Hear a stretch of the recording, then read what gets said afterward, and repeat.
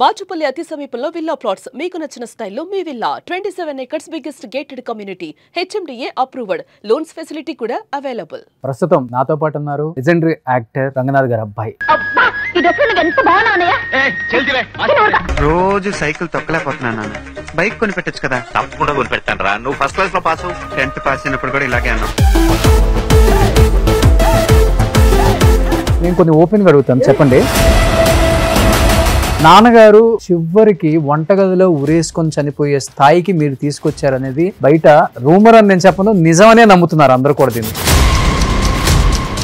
అమ్మగారు ఆమె చనిపోయే వరకు కూడా మంచం మీదే ఉన్నారు. ఎప్పుడు కూడా కొడుకు కానీ కూతుర్లు కానీ ఆ ఇంటి వైపు కూడా తొంగి చూడలేదు అనేది ఒకటి.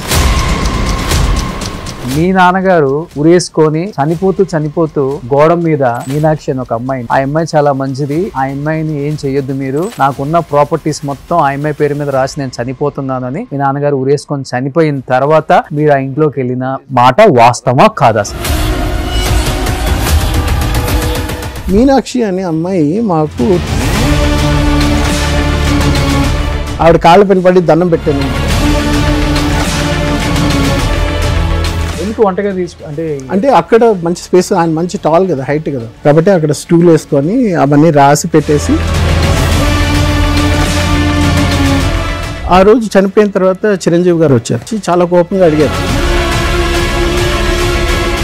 మా మదర్ 95లో పడిపోయారు. ఇప్పుడు మా ఇంట్లో ఎవరంతా రిలేటివ్స్ వస్తారు, ఎంతమంది ఉన్నారు, వాళ్ళందరూ గాయం.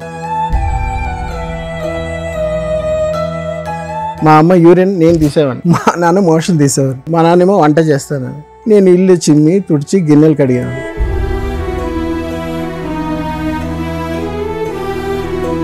అంత పెద్ద హీరో ఇంట్లో హెల్పర్స్ ఎవరు లేరా? పనులు పెడితే 2-3 పెడితే గాయం. సెకండ్ డే అయ్యో ఈ స్మెల్ ఏంటి, యూరిన్ ఏంటి అని.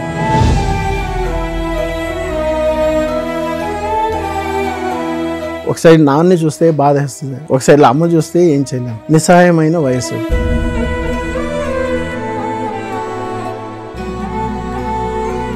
L12 L13 అని మీకు వర్టిబ్రే ఉంది కదా, అక్కడ కింద తగిలితే ఈ బొడ్డు కింద నుండి స్పర్శ లేకుండా నర్వ్ కట్ అయిపోయింది. గాంధీనగర్లో ఉండేటప్పుడు ప్రొద్దున లేచి చూస్తే మొత్తం చీమలు మా అమ్మ కాలు మీద అంతా రక్తం వెళ్తా ఉంది ఫుల్. అంత స్పర్శ అనేది ఉండదు మనిషి. కాలు కట్ చేసినా కూడా తెలియదు. ఇప్పుడు నాన్నకి సినిమాలు తగ్గిపోయాయి. మేము ఇచ్చే రెంట్ నుండి ఇంకా we came down. ఇల్లు రెంట్ కట్టని పరిస్థితికి వచ్చిందా? రుక్మిణి అపార్ట్మెంట్స్ లో 2000 we were paying 2500. అక్కడ నుండి దాని పక్క వీధిలోనే గల్లీలోనే అక్కడ మేము వెళ్ళేసరికి రెంట్ 800 అంట. కానీ ఎన్నిసార్లు ఏడ్చుంటారు 4 గోళ్ల మధ్య. అమ్మ చనిపోయింది, నాన్న చనిపోయాడు, కట్టుకున్న భార్య చిన్న ఏజ్ లోనే చనిపోయింది. ఇప్పుడు మా అత్తగారు మామగారు కూడా పోయారు. నాన్నకు తోడబుట్టిన వాళ్ళు ఎవరితో నేను టచ్ లో లేదు. ఆ పెద్ద అక్క చనిపోయింది, తనకి బ్రెస్ట్ క్యాన్సర్ వచ్చి చనిపోయింది. అదే విన్నాను నేను. ఎలా అండి అంత మూర్ఖంగా ఉండగలరు? మా ఆవిడ సూసైడ్ అటెంప్ట్ చేసుకున్నారు. So they never came and saw. వాళ్ళు అడగడం లేదు, మాట్లాడడం లేదు, నేను అడగడం లేదు, నేను మాట్లాడడం లేదు. మీరు మీ కొడుకు ఇద్దరే. Hi hello, welcome to Suman TV. నేను మీ రోషన్. సో ప్రస్తుతం నాతో పాటు ఉన్నారు లెజెండరీ యాక్టర్ రంగనాథ్ గారి అబ్బాయి. నమస్తే అండి. నమస్తే. సో కొంచెం నాన్నగారిని చూసినట్టే ఉంది. చాలా చాలా హ్యాపీగా ఉంది మిమ్మల్ని ఇలా చూడటం. ఎందుకంటే దాదాపు 350 పైగా చిత్రాలలో ఒక హీరోగా, ఒక విలన్గా, ఒక క్యారెక్టర్ ఆర్టిస్ట్గా, ఒక నాన్నగా, ఒక పెదనాన్నగా ఎంతోమందిని మెప్పించి, రంగనాథ్ గారు అంటే ఒక గొప్ప నటుడు మాత్రమే కాదు, ఒక గొప్ప మనిషి, చాలామందికి హెల్పింగ్ నేచర్ చేసే ఒక మంచి అలవాటు కూడా ఉంది ఆయనకి. అలాంటి గొప్ప వ్యక్తి కడుపున పుట్టిన మీరు నిజంగా చాలా చాలా అదృష్టవంతులండి. నాగేంద్ర కుమార్ గారు, రంగనాథ్ గారు ఈ జనరేషన్ ఎక్కువ గుర్తుపెట్టుకోవాలనుకుంటే నిజం సినిమాలో మహేష్ బాబు గారు నాన్నగా చేస్తారనమాట. ఎంత గొప్ప నటులు. చిరంజీవి గారితో ఎన్ని సినిమాలు అండి కాంబినేషన్, వాళ్ళిద్దరివి పోటాపోటీగా ఉండేవి. అసలుకి ఇది అదేం లేకుండా అన్ని పాత్రలు చేసేసారు ఆయన. తర్వాత సీరియల్స్లోకి వచ్చేసారు. అక్కడ కూడా తనదైన మార్క్ జనంలో గట్టిగా స్టాంప్ వేసేసుకున్నారు రంగనాథ్ గారు. ఏం చెప్తారు నాన్నగారి ఆ లెగసీ, అండ్ ఆయన సినిమాలు, ఆయన బాల్యం, ఆయన కుటుంబ నేపథ్యం చాలా మందికి తెలియదు. 10 years అయింది ఆయన చనిపోయి, కానీ ఆయన ఇప్పటికి మాకు గుర్తున్నారు అంటే కేవలం ఆయన సినిమాలు. అవును. బట్ ఆయన బ్యాక్గ్రౌండ్ ఏంటో మాకు తెలియదు. ప్లీజ్ ఒకసారి మీరు. షూర్, థ్యాంక్స్ రోషన్ గారు ఫస్ట్ పిలిచినందుకు. I think it's almost 1 year. అవును, అట్లీస్ట్ కొంచెం తెలియాలి కాబట్టి నేను ఇంత ఇంట్రో చెప్పాల్సి వచ్చింది. Correct. So first of all ఆయన కడుపులో పుట్టడం అనేది ఒక మహాభాగ్యం, ఏ జన్మలో చేసుకున్న పుణ్యమో అది. ఆయన బాల్యం, ఆయన he's the first son. 4-5 brothers ఉన్నారు. సో అందులో లాస్ట్ ఒక సిస్టర్. ఆయన ఫస్ట్ పుట్టిన మనిషి. సో ఫస్ట్ పుట్టిన బిడ్డగా వాళ్ళ అమ్మ నాన్నకి ఇంకెవరు లేరు, ఫస్ట్ పిల్లలు ఎవరైనా ఉంటే చాలు, నేను పెళ్లి చేసి పంపించేసాను, నాకు నీ పుట్టిన మొదటి కొడుకు నాకు ఇవ్వు, నేను పెంచుకుంటాను, నువ్వు ఎంతమందిని కావాలంటే కనుక్కో అనేసరికి తనేంటి, మా తాతగారు అంటే మా నాన్నకి తాత మందసా మహారాజ్ అని ఉండేవారు. వారి దగ్గర పర్సనల్ డాక్టర్గా ఉండేవారు. ఓకే. సో అక్కడ ఉండేసరికి మా నాన్నని పెంచుకున్నారు వాళ్ళు. సమ్మర్ హాలిడేస్లో వాళ్ళ అమ్మా నాన్న వచ్చి చూసి వెళ్ళేవారు వాళ్ళ అమ్మింట్లో. ఓకే. అలాగ పెరిగేసరికి ఆయన చిన్నప్పటి నుండి ఎలా అనిపించిందంటే ఒక యాటిట్యూడ్, నేను రాజుల వంశం దగ్గర బ్రతికే మనిషిని, మా తాత ఒక గొప్ప doctor, personal doctor for a king అని మైండ్ సెట్లో చిన్నప్పటి నుండి పెరిగారు. వాళ్ళ నాన్నగారు వచ్చి రైల్వేస్లో గార్డ్, వాళ్ళమ్మ హోమ్ మేకరే. సో వాళ్ళందరూ బ్రదర్స్, ఒక సిస్టరు, వాళ్ళ అమ్మ నాన్న చూడ్డానికి వచ్చేవారు సంవత్సరానికి ఒకసారి. అలాగా ఉండేది వాళ్ళ రిలేషన్షిప్. ఈయన సెపరేట్గా పెరిగారు, చిన్నప్పుడు ఉండే సెపరేట్గా పెరిగారు వాళ్ళ తాత దగ్గర. ఆయన పేరు పార్థసారథి, వాళ్ళ అమ్మమ్మ పేరు నాదనాయకమ్మ. సో అలా పెరిగిన మనిషికి ఒక వ్యక్తిత్వం అంటే ఒక బిహేవియర్, యాటిట్యూడ్ ఎలా పెరిగిందంటే I belong to the elite group okay అన్నట్టు అలా పెరిగారు. సో ఏమైపోయిందంటే నేను అలా ఉండాలంటే రాజులాగే ఫీల్ అయ్యేవారు, అలా ఫీల్ అయ్యారు. కాబట్టి ఆయన నడిచే నడకైనా సరే, మీరు చాలా సినిమాల్లో కానీ బయట కూడా చూసారంటే చాలా గంభీరంగా ఉంటుంది. వాయిస్ కూడా అంతే, వాయిస్ అంతే, the way he carries himself. ఎక్కడ మీరు ఆయన నవ్వడం కనిపించరు. Is a man of very high stature. High stature అనేది చాలా పెద్ద పదం. ఎందుకంటే ఆయన స్టార్టింగ్ కెరియర్లో రైల్వేస్లో టికెట్ కలెక్టర్గా ఉండి పెళ్లి చేసుకొని 3 పిల్లల్ని 21 yearsకి 3 పిల్లల్ని కనేసి రైల్వేస్లో ఉండేటప్పుడు జాబ్ పెట్టుకొని సినిమాలో ట్రై చేశారు. గిరిబాబు అని ఒక ఆయన ఉండేవారు ప్రొడ్యూసర్. ఈ గిరిబాబు గారు కాదు, ఈయన మా ఫాదర్కి బాగా క్లోజ్ ఫ్రెండ్. సో వేరే ప్రొడ్యూసర్ గిరిబాబు, డైరెక్టర్ గిరిబాబు అనుకుంటాను. ఆయనకి ఫోటోలు అన్ని పంపిస్తే ఆయన చూసి సైడ్ ప్రొఫైల్లో బాగుంది, రంగనాథ్ మంచి హైట్ ఉన్నాడే, 6 అడుగులు అందగాడు, టాల్ డార్క్ అండ్ హ్యాండ్సమ్ లాగా బాగున్నాడే. అప్పుడే మీకు ఒక జనరేషన్ మారుతుంది 70s ఎలా మారుతుందంటే అప్పుడే కృష్ణ గారు, సో హర్నాథ్ గారు, ఆ టైంలో నుండి వచ్చే కొత్త బ్లడ్, పాత నీరు పోయి కొత్త నీరు వచ్చే టైంలో అప్పుడు మా ఫాదర్ ఎంటర్ అయ్యారు. అప్పుడు ఫస్ట్ సినిమా ఎవరు మన అక్కినేని నాగేశ్వరరావు గారి సినిమా, చిన్న కెమెరాలో వెనకాల ఎక్కడో కనిపిస్తారు ఆయన. దాని తర్వాత చందన అనే సినిమాతో స్టార్ట్ అయింది కెరియర్. సో అది సినిమా ఫ్లాప్, అది హీరోయిన్ ఓరియంటెడ్ సినిమా. ఫ్లాప్ అయిన తర్వాత 10-12 సినిమాలు వచ్చాయి ఆఫర్స్. వచ్చిన తర్వాత ఒకదాని తర్వాత ఒకటి అలా సినిమాలు ఒక 30-40-50 సినిమాల పైన హీరోగా చేశారు. అందులో ఆ టైంలో మంచి సినిమాలు అంటే ఈ చదువులు మాకొద్దు, తర్వాత లవ్ ఇన్ సింగపూర్, అందులో చిరంజీవి గారు సెకండ్ హీరో, మా ఫాదర్ ఫస్ట్ హీరో. చెప్పుకోవడానికి బాగుంటుంది కానీ అదొకటి. తర్వాత ఇంటింటి రామాయణం, మళ్ళీ Panthulamma. These were very nice movies. పాటలు అయినా సరే. ఎస్పి బాలసుబ్రహ్మణ్యం గారికి మా నాన్న అంటే చాలా ఇష్టం, ఎస్పిబి గారికి.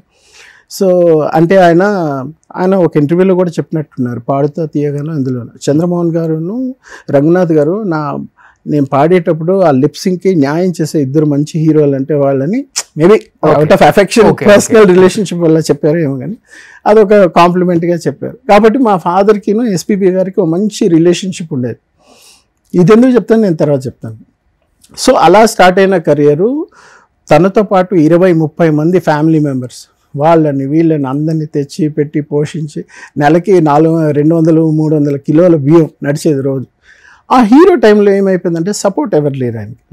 సపోర్ట్ ఎవరు లేకపోయేసరికి ఒక సైడు తమ్ముళ్ళు చదువుతున్నారు, ఒక తమ్ముడేమో డాక్టర్ MBBS ఆయన చదువుతున్నారు, ఒక సైడ్లో మేము పిల్లలు, ఒక సైడ్లో ఆయన బ్రదర్స్, వాళ్ళ ఫ్యామిలీస్, వాళ్ళ పిల్లలు, ఇంతమంది పెట్టుకునేసరికి ఇల్లు గడవాలి కదా.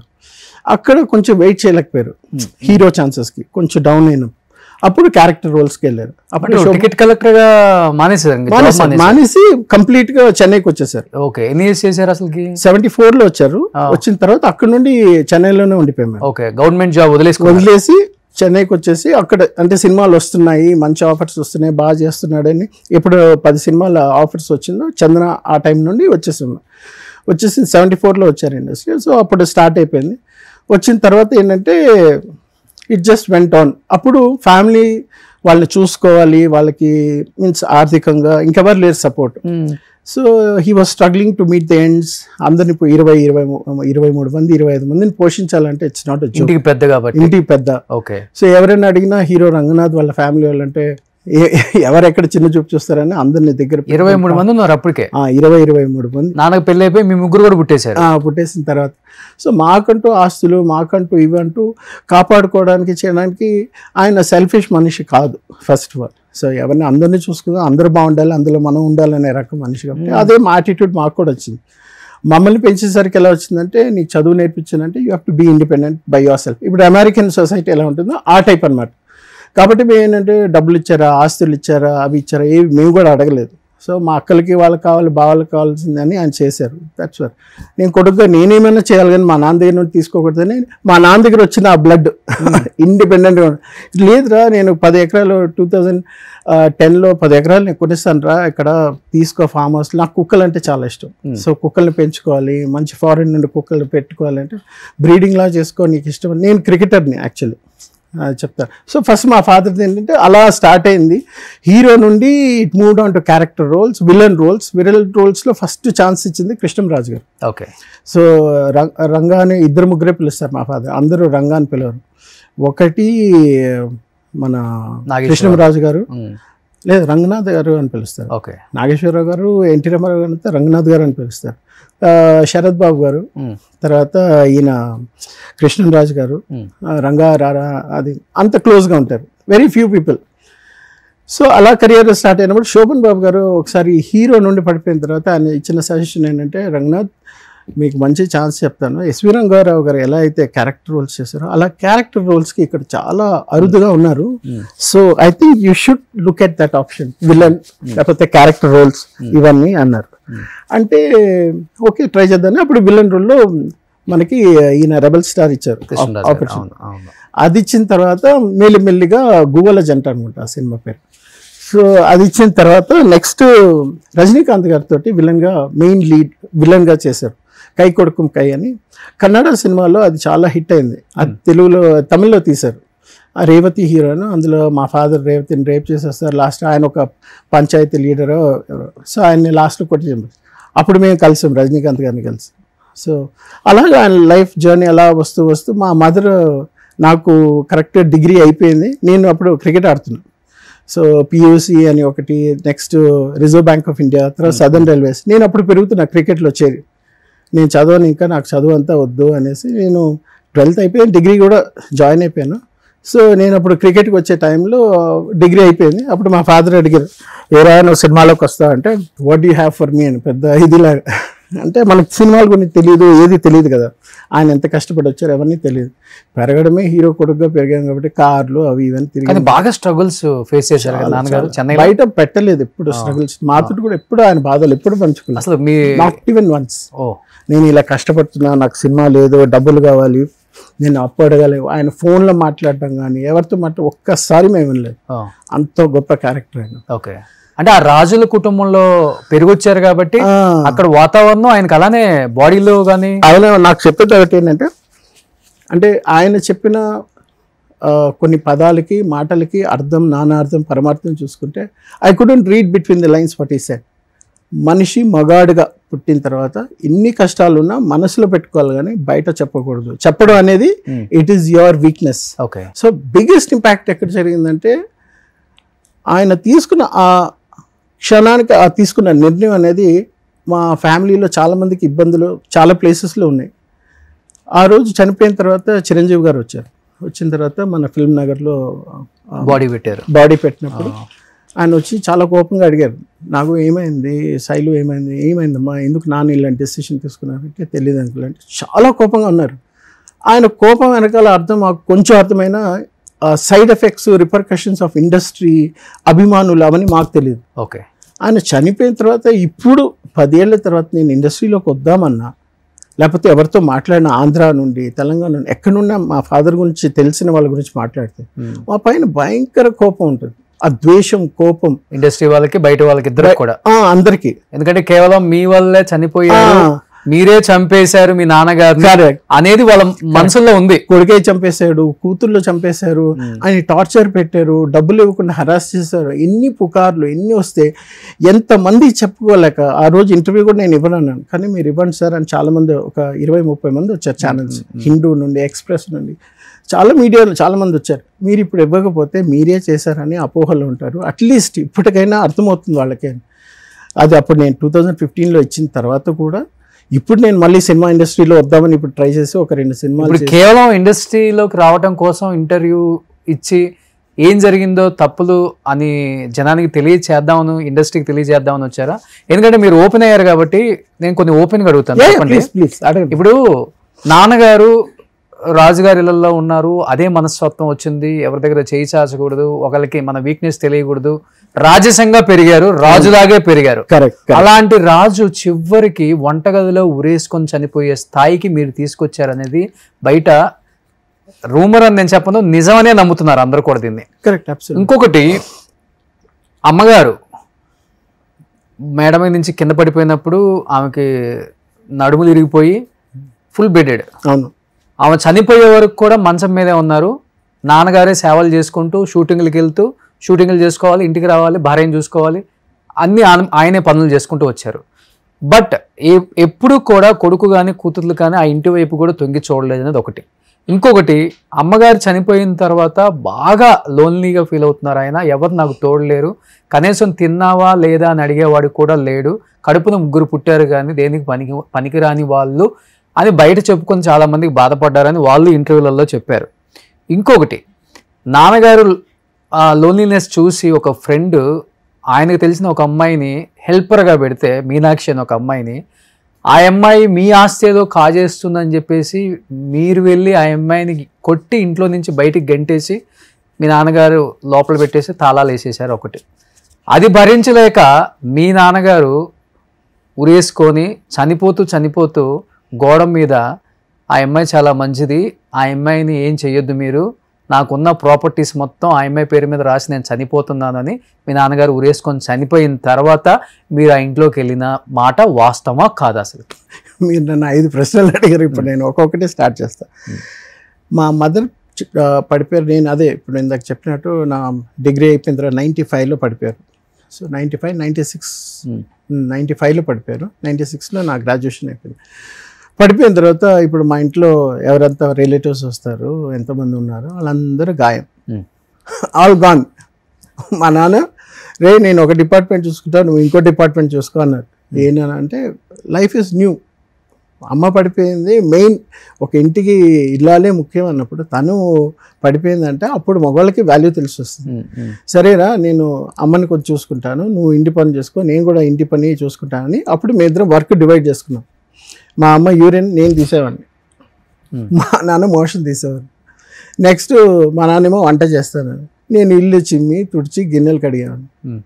ఇవన్నీ మీ ఇద్దరం చేసుకున్నాం. ఈ విషయాలు ఎవరికి తెలియదు. ఎలా గడిచింది ఇల్లు. అంత పెద్ద హీరో ఇంట్లో హెల్పర్స్ ఎవరు లేరా? పనులు పెడితే 2-3 పెడితే గాయం. సెకండ్ డే అయ్యో ఈ స్మెల్ ఏంటి, యూరిన్ ఏంటి అని ఎవరు చేశారు? ఎవరికి తెలుసు నేను చేసింది ఏంటి? మా అమ్మ నాన్న పక్కన నేను చేసింది ఏంటి, నేను పడిన క్షోభ ఏంటి, నేను అనుభవించిన నరకం ఏంటి. ఒకసారి నాన్నని చూస్తే బాధ వేస్తుంది, ఒకసారి అమ్మ చూస్తే ఏం చేయలేము. నిస్సహాయమైన వయసు. మా నాన్నకి one of the best friends in the world is me. అది చాలా మందికి తెలియదు. ఎందుకు ఇంత మంచి బెస్ట్ ఫ్రెండ్ వాళ్ళలోనే అన్నారు, చనిపోయేటప్పుడు నాన్న పక్కన లేకుండా? చెప్తా, I will tell you. Coming back to the point, ఆయన తీసుకున్న డెసిషన్కి మా అమ్మ చనిపోయిన తర్వాత అప్పుడు చిన్నప్పటి నుండి చెప్పారు, చైతన్య నువ్వు చనిపోతే నేను వెంటనే చచ్చిపోతాను, నాకు ఈ ప్రపంచంలో లేదు అంటే. నేను నాన్న ఈ పిచ్చి మాటలని అనకండి, మాకు పెరుగుతున్నాం కదా, మాకు ఎలా ఉంటుంది, అమ్మకోసం అన్నారంటే సెపరేట్గా అన్నాను కానీ మా ముందు అనకండి. అంటే అమ్ములు అని పిలుస్తారు. వాళ్ళ హస్బెండ్ వైఫ్ వాళ్ళ రిలేషన్షిప్ కాబట్టి చాలా క్లోజ్గా ఉండేది. And he's a very sensitive person. మా నాన్న చాలా సెన్సిటివ్. అందుకే బయట వాళ్ళతో మాట్లాడినా మనల్ని ఏదో ఒక అంచనా వేస్తారు, దిల్ స్టార్ట్ జడ్జింగ్ అస్ అని ఫ్యామిలీతోటే ఎక్కువ టైం స్పెండ్ చేస్తారు. షూటింగ్కి వెళ్ళకపోతే ఇంట్లోనే కూర్చుంటారు.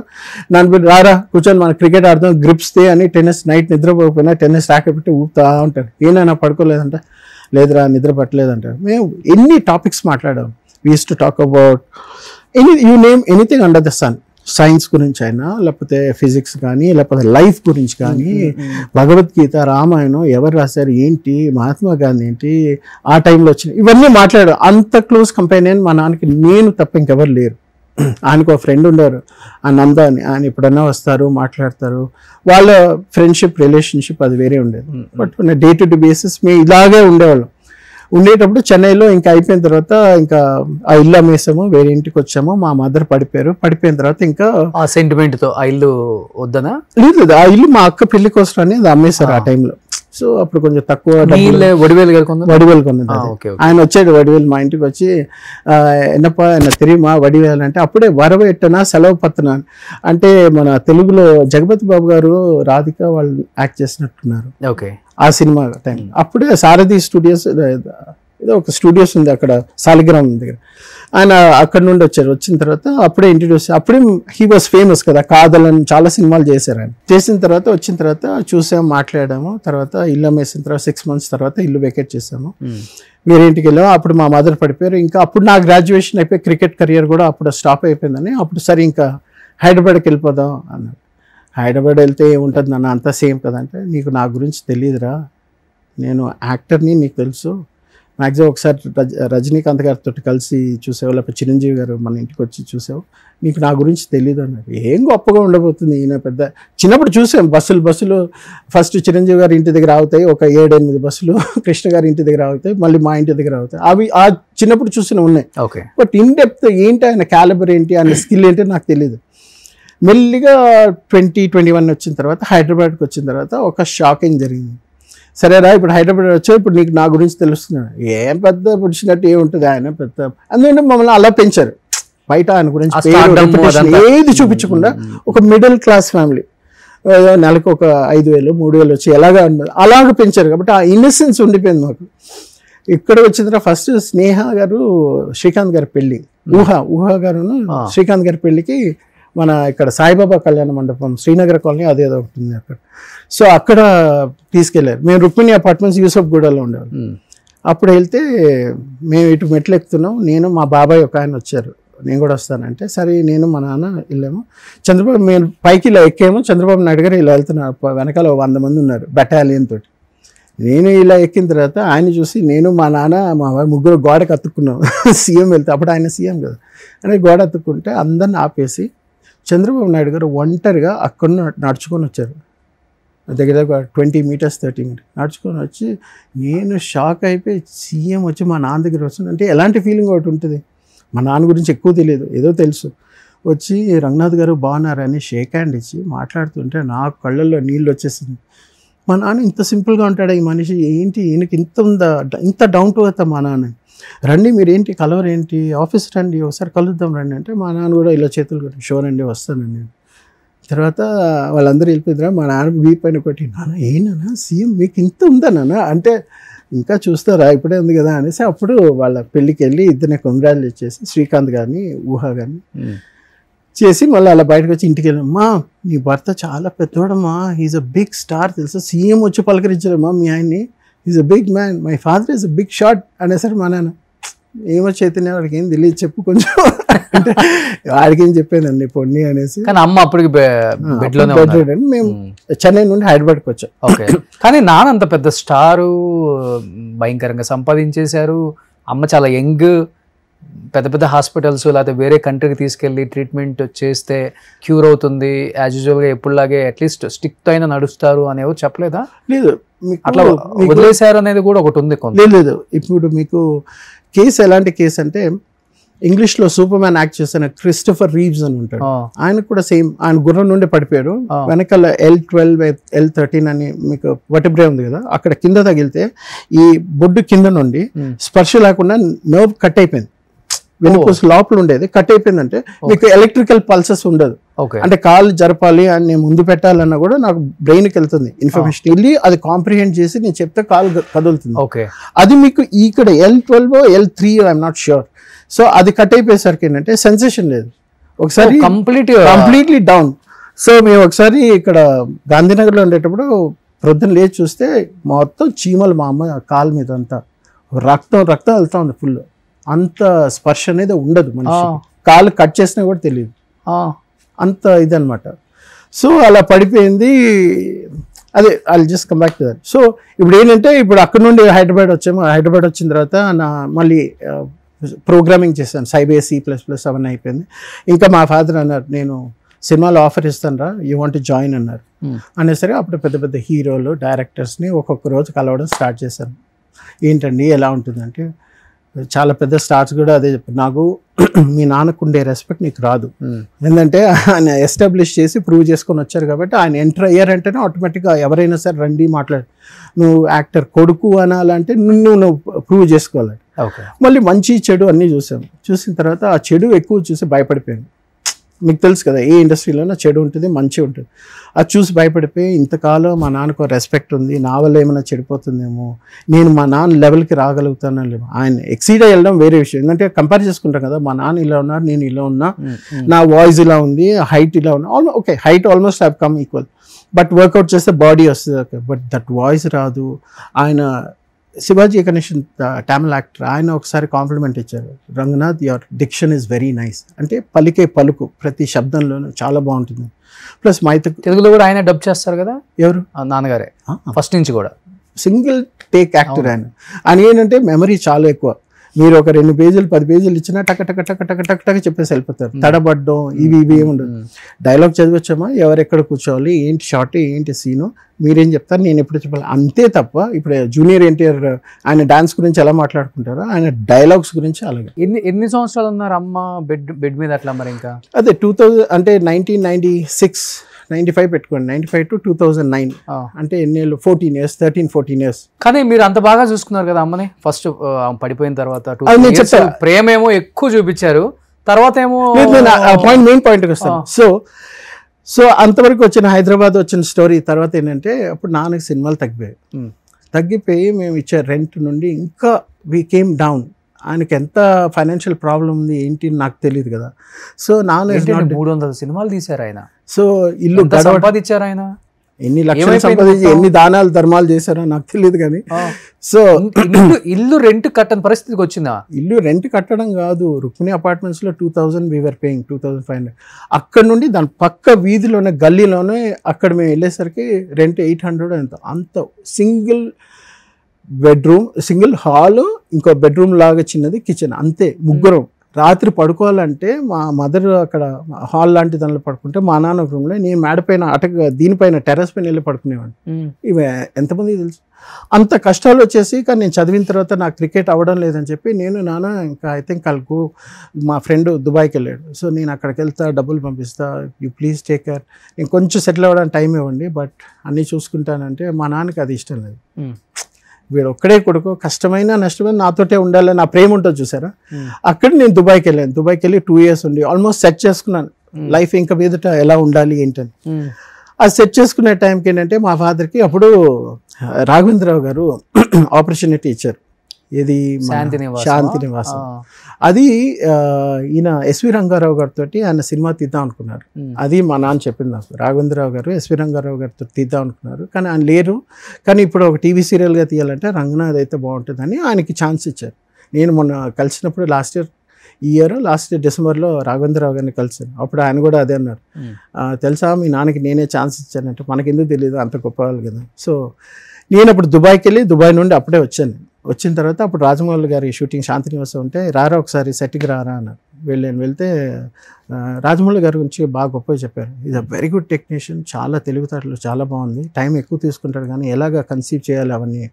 నేను చిన్నప్పుడు ఈ సినిమాలు చూసేటప్పుడు ఎవరైనా హీరో అవ్వాలనుకుంటారు. నేనంటే ఒక సీన్ వచ్చిందంటే అది ఎలా పండాలి, స్క్రీన్ ప్లే ఇవన్నీ మాట్లాడాను. దాన్ని బట్టి చూసి మా నాన్నకి ఏంటంటే నాకు కొంచెం టెక్నికల్ సైడ్ అంటే సినిమా డైరెక్షన్ సైడ్ ఒక అవగాహన ఉంది, వీడిని అందులో ఎంకరేజ్ చేస్తే పైకి వస్తాడని. అప్పుడు నన్ను one of the biggest directors ఇండియాలో అప్పుడు మోస్ట్ హ్యాపెనింగ్ డైరెక్టర్ తోటి పంపిస్తానన్నారు. అదే నేను కనుక్కున్న తర్వాత ఇదంతా వద్దు, మనకి రాదు, ఆ సెల్ఫ్ రెస్పెక్ట్ ఒరే తురే అనేస్తారు, నన్ను బాగా చూసుకున్నారు, ఎక్కడికి వెళ్ళినా రంగనాథ్ గారు కొడుకుంటే ఒక రెస్పెక్ట్ ఉండేది ఆ రోజుల్లో. ఇప్పుడు మళ్ళీ అది పోతుంది అనేసి నేను సినిమా ఇండస్ట్రీ రాకపోవడం కారణం. నాకు ఒక 3-4 సినిమాలు ఆఫర్స్ కూడా వచ్చాయి హీరోగా చేయడానికి. నేను దుబాయ్ నుండి వచ్చిన తర్వాత ఫోటోలు బాలకృష్ణ గారు మా పెళ్ళైన తర్వాత చూసిన తర్వాత, బాలకృష్ణ గారు పక్కన బాగున్నాడండి, తెల్లగా అందంగా ఉన్నాడు, I think we should try అంటే చేస్తావారంటే వద్దు నాన్న నా వల్ల కాదు, ఎందుకంటే పోలుస్తారు కదా. సో దుబాయ్కి వెళ్ళే దుబాయ్ నుంచి వచ్చి మీరు పెళ్లి చేసుకున్నారు. దుబాయ్ నుండి వచ్చిన తర్వాత 800 రెంట్ ఇంట్లోనే ఉంటున్నారా ఇక్కడ? అప్పుడు అక్కడే ఉన్నారు. నేను దుబాయ్కి వెళ్ళి వచ్చిన తర్వాత ఇంకా వాళ్ళిద్దరిని షిఫ్ట్ చేసి రుక్మిణి అపార్ట్మెంట్స్ మళ్ళీ అక్కడికి పాతదానికి వచ్చి మళ్ళీ ఇక మీద లైఫ్ డిఫరెంట్ ఉంటుంది. ప్లస్ ట్రాన్సిషన్ ఫేజ్ లో నేను కూడా ఉన్నా. దుబాయ్లో ఒక పెద్ద బ్రిటిష్ కాలేజ్ ఉంది, వాళ్ళ దగ్గర సెటిల్ అవ్వడము అవి ఇవన్నీ చాలా చూస్తున్నాం. సో వచ్చిన తర్వాత ఏంటంటే అమ్మని చూసేసరికి ఇంకా ఉండిపోరా, ఏదైనా సరే మన అడుక్కు తిన్నా ఏమైనా మంచి చేసినా, మీ నాన్నకి ఇప్పుడు శాంతి నివాసం చేస్తున్నారు, నా కోసం లైఫ్లో నువ్వు ఏది కోల్పోయినా పర్వాలేదు అమ్మ కోసం చేశాను చెప్పరా అన్నారు. ఇంకేమంటా ఆవిడ వెళ్ళిందే ఆవిడ కోసం, వెళ్ళిందే మా నాన్న కోసం, మళ్ళీ పైకి రావడానికి నా కెరియర్ ఒక సైడ్. మీకు అప్పటికి 24-25 వయసు అన్నారు, 26-27కి వచ్చేసారు కూడా. కనీసం ఇంట్లో పరిస్థితి ఏంటి, ఫైనాన్షియల్గా డబ్బు ఎటు వెళ్తుంది, ఏం కొన్నాము అంటే మీకు కొంచెం కూడా బాధ్యత లేకుండా వ్యవహరించారా? లేకపోతే నాన్న తీసుకునే అంటే మీరు ఆ బాధ్యతలు తీసుకునేదాకా ఆయన వద్దులే అని చిన్నపిల్లోడని, లేకపోతే పాడు చేసేస్తాడేమో, డిసిషన్ మేకర్ నేనే ఉండాలి? Know the point here is, కొన్ని నేను చెప్పను నువ్వు నన్ను అడగద్దు అనే ఒక లైన్ డ్రా చేసి ఒక తండ్రి, సొంత ఇల్లు కూడా లేకుండా. నేను అదే అంటాను కదా, ఒక మనిషి ఇప్పుడు నేను మా నాన్నకి గ్రేటెస్ట్ గిఫ్ట్ ఇచ్చింది ఏంటంటే ప్రైవసీ. మీరు ఎంత సంపాదిస్తున్నారు, ఎవరికి ఇస్తున్నారు, అకౌంట్ నుండి ఎలా వెళ్తుంది అనేది తెలుసుకోవడం పిల్లలుగా మా బాధ్యత, కొడుకు మీ బాధ్యత. కరెక్ట్. సో పెళ్ళి వెళ్ళిపోయారు. సో అమ్మకి హెల్త్ బాగాలేదు, ఆమెకి మెడిసిన్ కానీ బెడ్డెడ్, పని మనిషి దొరికితే డబ్బులు ఇవ్వాలి.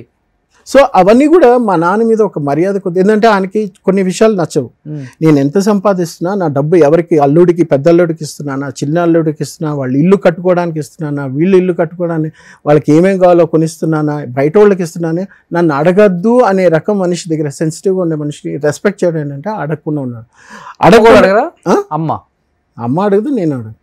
సో మనకు అర్థమైనప్పుడు ఏంటంటే మనమే కనీసం 800 రూపాయలు ఇంట్లో రెంట్కి పోయినప్పుడు అయినా అడుగుతారు కదా, అమ్మ ఏంటి రాజభోగాల దగ్గర నుంచి ఇక్కడ తీసుకొచ్చేసారు. ఆయన సెన్సిటివిటీ అది కదా.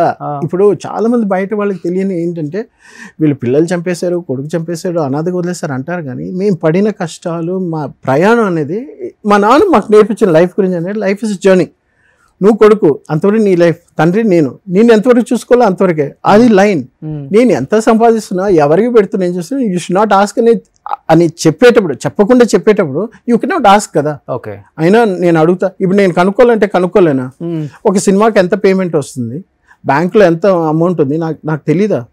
ఆ మనిషికి ఇచ్చే గౌరవం అనేది చనిపోయేంత వరకు ఆ గౌరవం అనేది ఇవ్వాలి. తండ్రి మంచోడైనా చెడ్డోడైనా వాళ్ళు ఎలా ఉండాలనుకుంటున్నారు, వాళ్ళని వదలడమే ఒక గొప్పతనం. పిల్లలు వాళ్ళ పేరు చెడగొట్టడం కాదు, వాళ్ళకి మనం ఎంత సహాయం చేసినా ఏం చేసినా. ఇప్పుడు ఏంటంటే ఇంతకాలం, ఇప్పుడు నేను మా ఫాదర్ ప్లేస్లో ఉంటే నా భార్య పడిపోయింది, అయిపోయిన తర్వాత నా కొడుకు నేను చూసుకుంటాను అని ఆయన బయటగా నన్ను ఉంటే అది ఒక గొప్పతనం. నా కొడుకు లేరు, నేనే హెల్ప్ చేస్తున్నా, నేనే చూసుకుంటాను అంటే పబ్లిక్ ఏమంటారు చెప్పండి మీరే. అరే పిల్లలు మీరు వెళ్ళిపోయారు కదా, ఇంకా పెళ్ళి, ఇప్పుడు పిల్లోడు ఉన్నాడు, అక్కడ కోడలు ఉంది, కోడలు ఎంత సేవ్ చేస్తుంది, కొడుకు ఏం చేస్తున్నాడు, కొడుకు ఎంత కష్టపడుతున్నాడు మాతో పాటు ఉండడానికి, కష్ట సుఖాలు ఎంత పచ్చుడు, ఇలాంటివి మీరు మీ కొలీగ్స్ సినిమా ఇండస్ట్రీలో ఉండే వాళ్ళకి మీరు చెప్పకపోతే వాళ్ళకి ఎలా తెలుస్తుంది? నా భార్యని నేను చూసుకుంటున్నాను, నేను ఉంటున్నాను, చేస్తున్నా అంటే. కొడుకు దుబాయ్కి వెళ్ళాడు, వాడేదో సంపాదించి సెటిల్ అయ్యి మమ్మల్ని చూసుకోవడానికి వెళ్ళాడు, పంపించాము, అందం ఎలా ఉంటుంది? మీరు అవన్నీ చెప్పకుండా ఆ కమ్యూనికేషన్ గ్యాప్ వదిలేస్తే, ఇప్పుడు మీ పైన ఉండే అభిమానంతో ప్రజలు ఏమనుకుంటారంటే మీరు మీ భార్యతో ఒంటరిగా ఉండి ఒంటరిగా కష్టపడ్డారు, అసలు మీ కొడుకు ఏమీ చేయలేదు, మీ పిల్లలు ఏమీ చేయలేదు. మా అక్క ప్రతి 2వ రోజు 3వ రోజు మా అక్క ఇంటికి వచ్చేది, ఫోన్లో రోజు మాట్లాడుతుంది, అమ్మ ఏం చేస్తున్నావు, ఏం తిన్నావు, నాన్న ఏం చేస్తున్నారు, ఇవి వచ్చి మా నాన్నకి డై కూడా వేసేది. మేము ఇంత కష్టపడి ఎన్ని చేసిన తర్వాత ఈరోజు నేను ఇప్పుడు సినిమాలో ట్రై చేయడం కూడా ఎందుకంటే, మా అబ్బాయి నా హైట్ ఉన్నాడు ఇప్పుడు ఆల్మోస్ట్, వాడు 12th చేస్తున్నాడు, వాడు ఏదో రోబోటిక్స్ ఏదో చేయాలనుకుంటున్నాడు. వాడు అటు సైడ్ కాకుండా నెక్స్ట్ వాడు సినిమా ఇండస్ట్రీలో రావాలంటే ఎవరైనా ఉండాలి. కాబట్టి నేను వచ్చాను. కాబట్టి నాకు సినిమాలు అయితే చేయాలని నాకైతే ఇంట్రెస్ట్ లేదు ఇంతకుముందు. ఇప్పుడు ఓకే ఇది బాగుంది, దీనివల్ల డబ్బులు మనం సంపాదించాలంటే నాకు ఒక స్వార్థం, 1,00,000 మందిని చదివించాలి, ఇంగ్లీష్ నేర్పించాలి. ఒక సాఫ్ట్వేర్ ఉంది, ఇప్పుడు ఒక సాఫ్ట్వేర్ తయారు చేయాలి, దానికి ఒక ₹1,00,00,000 లేకపోతే 10 కోట్లు 100 కోట్లు వస్తుంది నాకు తెలుసు. ఒక ప్రాజెక్ట్ ఉంది, అది చేయాలి. ఏది చేయాలన్నా 10 మందికి when you give back to the society. నాకు ఉండేది ఒక కొడుకే, మా ఆవిడ చనిపోయింది లాస్ట్ ఇయర్, చెప్పే కదా. సో ఇప్పుడు ఏంటంటే ఒకటే ఉన్నాడు, వాడికి నేనేం చేస్తాను, వాడు చదువు వరకు పెట్టేస్తే వాడు జాబ్ వస్తుంది, అయిపోతుంది. My life is over. కానీ when you give back to the society something, when you're knowledgeable, 25-30 ఏళ్ళు ఎక్స్పీరియన్స్ అని మీరు ఏదైనా చెప్పాలి. మన తెలుగు వాళ్ళకి చాలా మందికి ఇండియాలో టెక్ సైడ్ ఉండే వాళ్ళకి ఇంగ్లీష్ మాట్లాడడం రాదు. హార్డ్ స్కిల్ అని ఉంటుంది. మీకు ప్రోగ్రామింగ్ వచ్చా మీకు జాబ్ వస్తుంది, కానీ అందులో ఇంగ్లీష్ మాట్లాడడం రాదు. ఇవన్నీ నేర్పించాలని ఇంట్రెస్ట్. ఏంటంటే to an extent I'm good at English. చదువుకున్నారు మీరు? నేను BA ఇంగ్లీష్ లిటరేచర్ చదువుకున్నాను, ప్లస్ కంప్యూటర్ ప్రోగ్రామింగ్ చేశాను, Sybase C++ చేశాను. దాని తర్వాత top companies in the world, GE, Dell, Amazon, HSBC, JP Morgan Chase, Randstad India, ఇలాంటి పెద్ద పెద్ద కంపెనీస్లో పనిచేశాను. కాబట్టి కస్టమర్ సర్వీస్ నుండి, టెక్ సపోర్ట్ నుండి, సేల్స్ నుండి, ఇవన్నిటిలో ఎక్స్పీరియన్స్ ఉంది. కాకుండా నేను కెరియర్ కోచ్, ఇండియాలో first career coach in IT staffing and recruiting సైడ్లో ఇండియాస్ ఫస్ట్ కెరియర్ కోచ్. నేను ఇంటర్నేషనల్ సర్టిఫికేషన్స్ దగ్గర 43-45 సర్టిఫికేషన్స్ చేశాను. CEO నేను 71 కంట్రీస్కి నేను ఒక కోచ్గా different programme management, project management, people management, team management ఇవన్నీ తీసుకున్నారంటే అంత ఎక్స్పీరియన్స్ ఉంది. కాబట్టి సెంట్రల్ లండన్ నుండి వచ్చేవాడు కూడా ఇంగ్లీష్ అడుగుతాడు, what are the working methodologies that I can learn.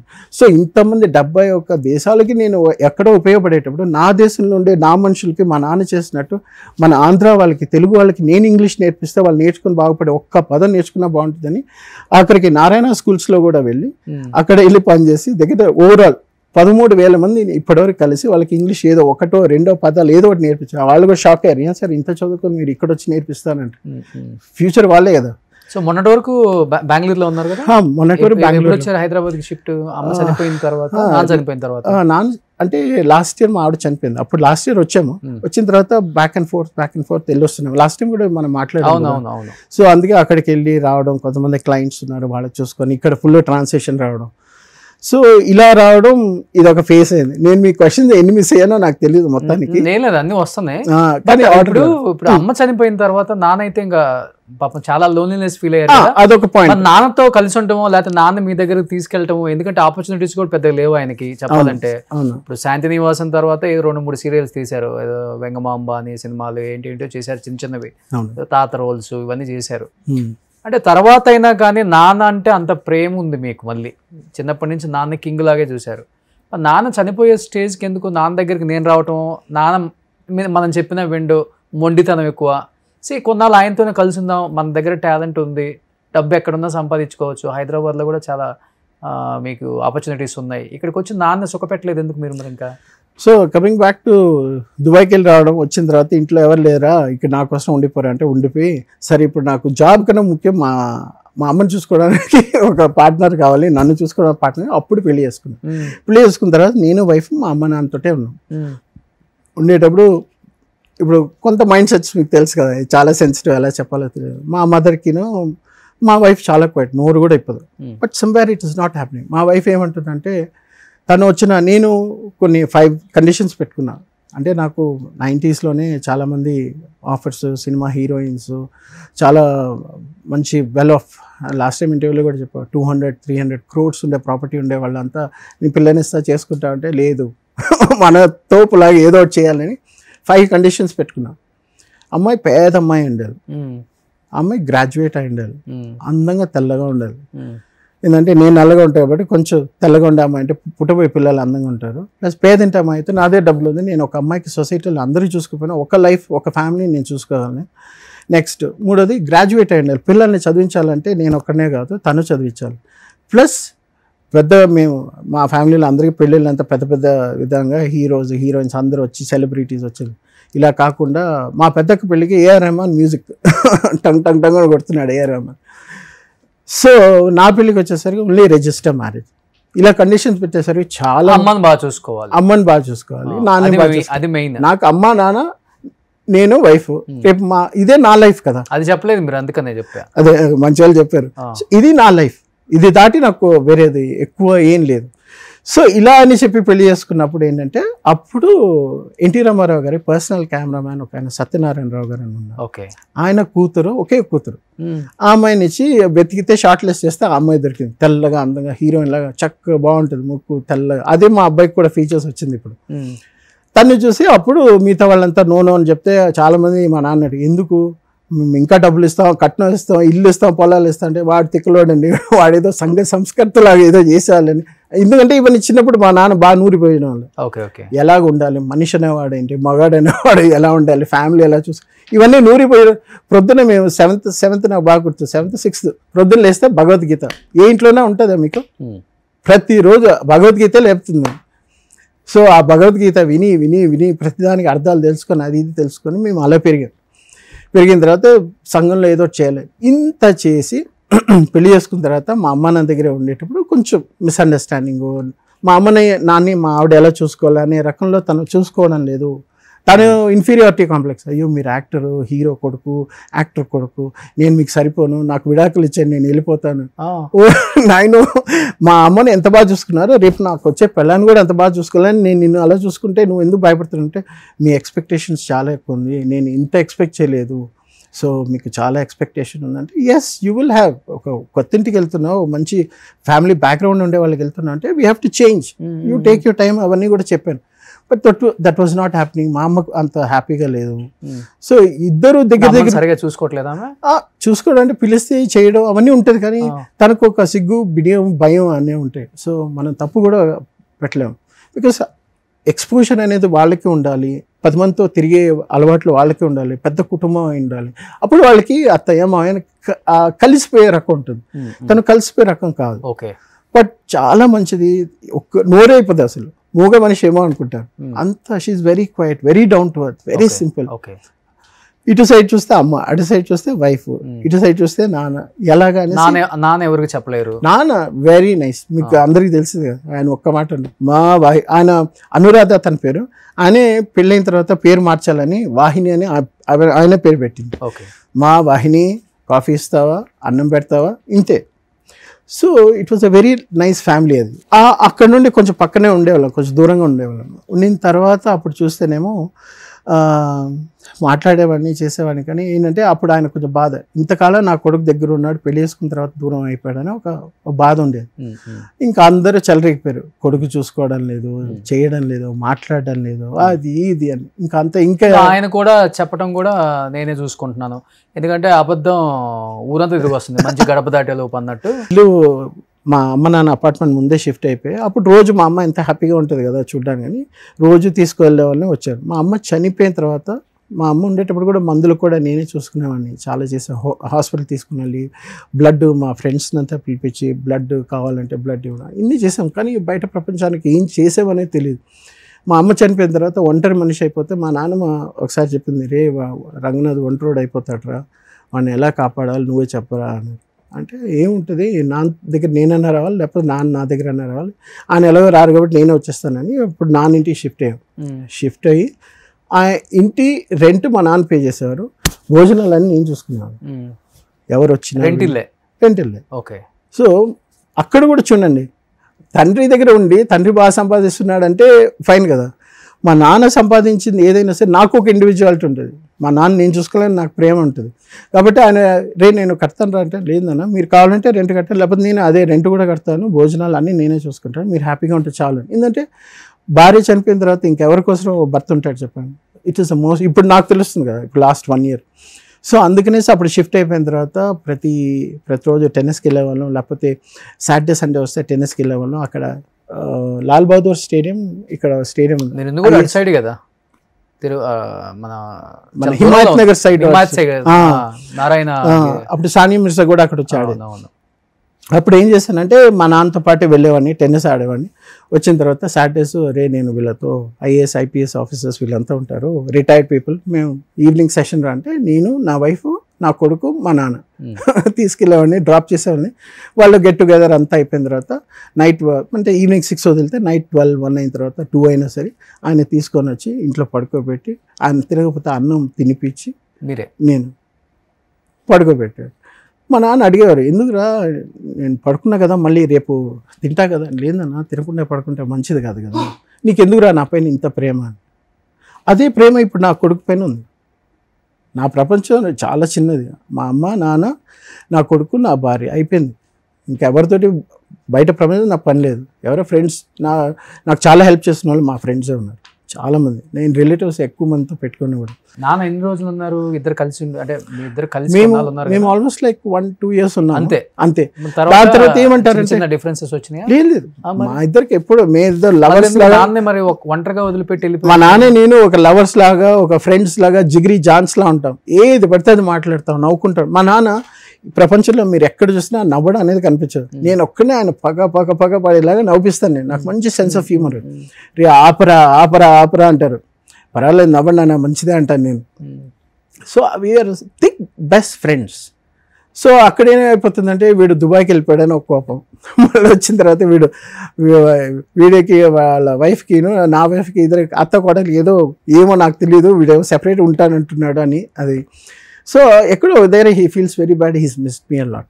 నేను దుబాయ్కి వెళ్ళినప్పుడు 1 year 1.5 year నాతో మాట్లాడాను. ఓకే సార్, ఇప్పుడు మీరు చెప్పిందంతా బాగుందండి. భార్య చనిపోయిన తర్వాత కడుపును పుట్టిన 3 పిల్లల్ని కాదని ఏ తండ్రి అయినా పని మనిషి పేరు మీద ప్రాపర్టీస్ మొత్తం రాసేసి ఉరేసుకొని చనిపోవాల్సిన పరిస్థితి ఎందుకు వచ్చిందంటే ఒకే ఒక్కదానికి సమాధానం చెప్పండి. మీనాక్షి అనే అమ్మాయి మాకు 2003-2004 అని, ఇఫ్ ఐమ్ నాట్ రాంగ్.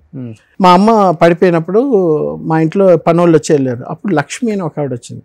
తను ఆల్మోస్ట్ 6 years ఉంది. నేను అదే లెక్క పెడుతున్నా. 2006 నుండి 2002-2003 వరకు ఉంది. వెళ్ళిపోయిన తర్వాత ఆ టైంలో తను వచ్చింది మీనాక్షి. చాలా మంది వచ్చేది, తర్వాత మీనాక్షి వచ్చింది. అప్పుడు మా అమ్మని చూసుకునేది తను బాగా చూసుకుంటుంది. రాత్రిపూట లేపిన 1 గంట నేను లేస్తాను, టక్మని రే అని పిలిస్తే నేను లేస్తాను. లేచినప్పుడు తను మీనాక్షి చూడంటే నేను చూస్తా తను కరెక్ట్ చూస్తుందా లేదా, నీళ్లు కావాలా, యూరినా, అదే.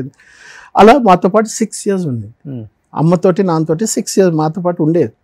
ఉండిన తర్వాత నేను ఎప్పుడైతే బయటకు వెళ్ళిపోయినా ఇంకా అమ్మ చనిపోయిన తర్వాత వరకు ఉంది తను. తర్వాత ఏంటంటే నానేమో లేదురా నేను షూటింగ్స్కి వెళ్తాను, నేను టెన్నిస్కి వెళ్తాను, డైరెక్షన్ అది ఇది, నాకు కొంచెం ప్రైవసీ కావాలరా అని ఆ రోజు మాట అన్నాను. మనకు తెలిసినంత ఇన్ఫర్మేషన్ వరకు ఏంటంటే maybe he wanted to help her to settle down in life. తను కూడా ఏదో ఒక ఇల్లు కావాలని ఏదో అడిగిందని విన్నాము. బట్ మాకైతే ఏం చెప్పలేదు. బట్ ఏ రోజైతే ఆ డెసిషన్ తీసుకున్నారో ఆ అక్క పిలిస్తే పనమ్మాయి కావాలని అంటే తను అప్పుడు పంపిస్తే తను వెళ్ళింది. ఒక 1/2 hour 45 minutes he took the decision. Bond papers బ్యాంక్లో ఉన్నాయి, డబ్బులు ఉంది, Meenakshi do not disturb Meenakshi అని ఏదో రాశారు అక్కడ గోడ మీద. దేవుడిది ఇది ఉంటుంది అక్కడ, దానిపైన రాశారు డు నాట్ డిస్టర్బ్ మీనాక్షి అని చెప్పి ఏదో రాశారు. అంటే మీరు అంతకుముందు ఆమెను కొట్టారనేది ఉంది. ఎందుకు కొడితే ఆవిడ చేతులు ఆవిడ కాళ్ళ పైన పడి దండం పెట్టాను నేను. మా అమ్మని ఎంత బాగా చూసుకున్నందుకు, మా నాన్న ఎంత బాగా చూసుకున్నందుకు. ఆవిడకి ఏదో డబ్బులు ఇవ్వాలంటే ఆ డబ్బులు ఇచ్చి ఆవిడ ఇంటి దగ్గర దింపి కాళ్ళ మీద పడి నేను దండం పెట్టాను. నీ రుణం నేను తీర్చుకోలేను, కొడుకుగా నేను ఎంత చేసుకోవాలనుకున్నానో నా ప్లేస్లో నువ్వు చేసావు, ఐఎమ్ వెరీ వెరీ థ్యాంక్ఫుల్ అని చెప్పి సో వాళ్ళని రాసేసి వంటగదిలో చేసుకున్నారు. వంటగదిలో ఆయన ఎందుకు వంటగది అంటే అక్కడ మంచి స్పేస్, ఆయన మంచి టాల్ కదా, హైట్ కదా, కాబట్టి అక్కడ స్టూల్ వేసుకొని అవన్నీ రాసి పెట్టేసి బాగా ఒక ఇదిలా యూలా ఉంటుంది కదా మన అయంది, దానికి తాడేసుకొని చక్కగా ప్లాన్ చేసుకొని ఊరేసుకున్నారు. That is what happened. దాని తర్వాత ఇప్పుడు సింగిల్ గా ఉంటారు కదా, 1 day అయిందా ఆయన చూడటానికి? 1 day అయిందా హ్యాంగ్ చేసుకొని లోపల చనిపోయి ఉన్నారు? ఆయన ఇదే పరమ వెళ్ళింది కదా మా అక్కింటికి. వెళ్ళిన 1/2 hour 45 minutes వచ్చి తలుపు కొడితే లేదు, తలుపు తీయడం లేదు. ఏమైందంటే మళ్ళీ మా అక్కని వెళ్ళి పిలుచుకొని వస్తే ఎంత కొట్టినా పక్కింటి వాళ్ళు మా అక్క అందరూ వచ్చారు. పక్కనే ఉంటుంది మా అక్క కూడా. వచ్చి తలుపు కొట్టి అన్ని బద్దలు కొట్టి చూస్తేనేమో అదే 1/2 hour 45 minutes 1 hour మ్యాక్సిమం లోపల వచ్చి చూసి మళ్ళీ దాని తర్వాత చూస్తేనేమో ప్రెస్లో వాళ్ళ కొడుకు వల్ల ఆయన చనిపోయాడు, వాళ్ళ కొడుకే చంపేశాడు, కూతుర్లు చంపేశారు, ఎవరిని పట్టించుకోలేదు, రోడ్డు పైన వదిలేస్తారు, డబ్బు లేకుండా అడుక్కొని తిన్నారు, తాగుబోతు అయిపోయాడు, పనమ్మాయిని ఉంచుకున్నారు. అయ్యో ఎన్నో ఉంటాయి కదా, అవి మనం చదువుకున్న వాళ్ళం కాబట్టి we know about how people talk. Last year కూడా ఒక దీని గురించి ఒక ఆయన పోలీస్ ఆయన దగ్గరికి వెళ్ళి నా ల్యాండ్ డిస్ప్యూట్ అని మాట్లాడుతుంటే ఆయన అంటున్నాడు, రంగనాథ్ గారి కొడుకండి, వాళ్ళ నాన్నని సరిగ్గా చూసుకోకుండా తనే చంపేసుకున్నాడు, ఏదో చేశాడు అన్నట్టు అలా చులకన మాట్లాడారు sir. But okay, we have to face it కదా. ఆయన ఆ రోజున లేదన్నా అవంతా కుదరదు, మీరు నాతోటే ఉండండి అని ఉంటే ఇట్ వాజ్ డిఫరెంట్గా ఉండేది. బట్ అంటే మేము అదే చెప్తున్నాం కదా మా నాన్న కానీ ఇండస్ట్రీలో ఉన్న ఆర్టిస్టులు మొత్తం కూడా ఇదే అనుకుంటున్నారు, పక్క పిల్లలు చూడకే చనిపోయాడు ఆయన. ఆవిడ శివపార్వతి అని ఆవిడ కూడా మా ఇంటికి వచ్చారు, నేను కలిసాను కూడా. మీ ఇంటర్వ్యూలో కూడా ఆవిడ మాట్లాడారు. ఐ వాజ్ ఎక్స్పెక్టింగ్ ఏమన్నా నాతో మాట్లాడారు, నన్ను కలిశారు, చూశారు. శ్రీహరి గారు వచ్చారు మా ఇంటికి, అంటే మా అమ్మ చనిపోయిన తర్వాత కలిశారు. శరత్ బాబు గారు వచ్చారు. When so many people sauce. మన చిన్నప్పుడు చిరంజీవి గారు కూడా వచ్చారా? చిరంజీవి గారు మా నాన్న చనిపోయిన తర్వాత ఫిల్మ్ ఛాంబర్కి తీసుకుని రమ్మంటే అప్పుడు వెళ్ళినప్పుడు ఆయన అడిగారు. చిన్నప్పుడు ఇప్పుడు మా అమ్మ చనిపోయిన తర్వాత పలకరించడానికి నాన్నని కలవడానికి వచ్చారు. నేను అప్పుడు ఇంట్లోనే ఉన్నా. ఆయన వస్తున్నారంటే నాకు వణుకు. ఫస్ట్ క్వశ్చన్ ఏం అడుగుతారు, ఏరా ఏం చేస్తున్నావు అంటారు. ఆ ప్రేమ అభిమానం ఉంటుంది కదా. చిన్నప్పుడు నన్ను అడిగారు, ఎవరో నీకు ఇష్టమైన హీరో అంటే నేను మా నాన్నని చూస్తున్నా. అప్పుడు చూస్తున్నా, నేనని చెప్పరా రే అన్నారు. మీరే అంకుల్, నాకు చాలా ఇష్టం అంకుల్ అన్నారు. సో కాంబినేషన్ చాలా బాగుంటుంది. చిరంజీవి గారిది రంగనాథ్ గారి కాంబినేషన్ ఎన్ని సినిమాలు చాలా. కానీ ఎన్నిసార్లు ఏడ్చుంటారు 4 గోళ్ల మధ్య?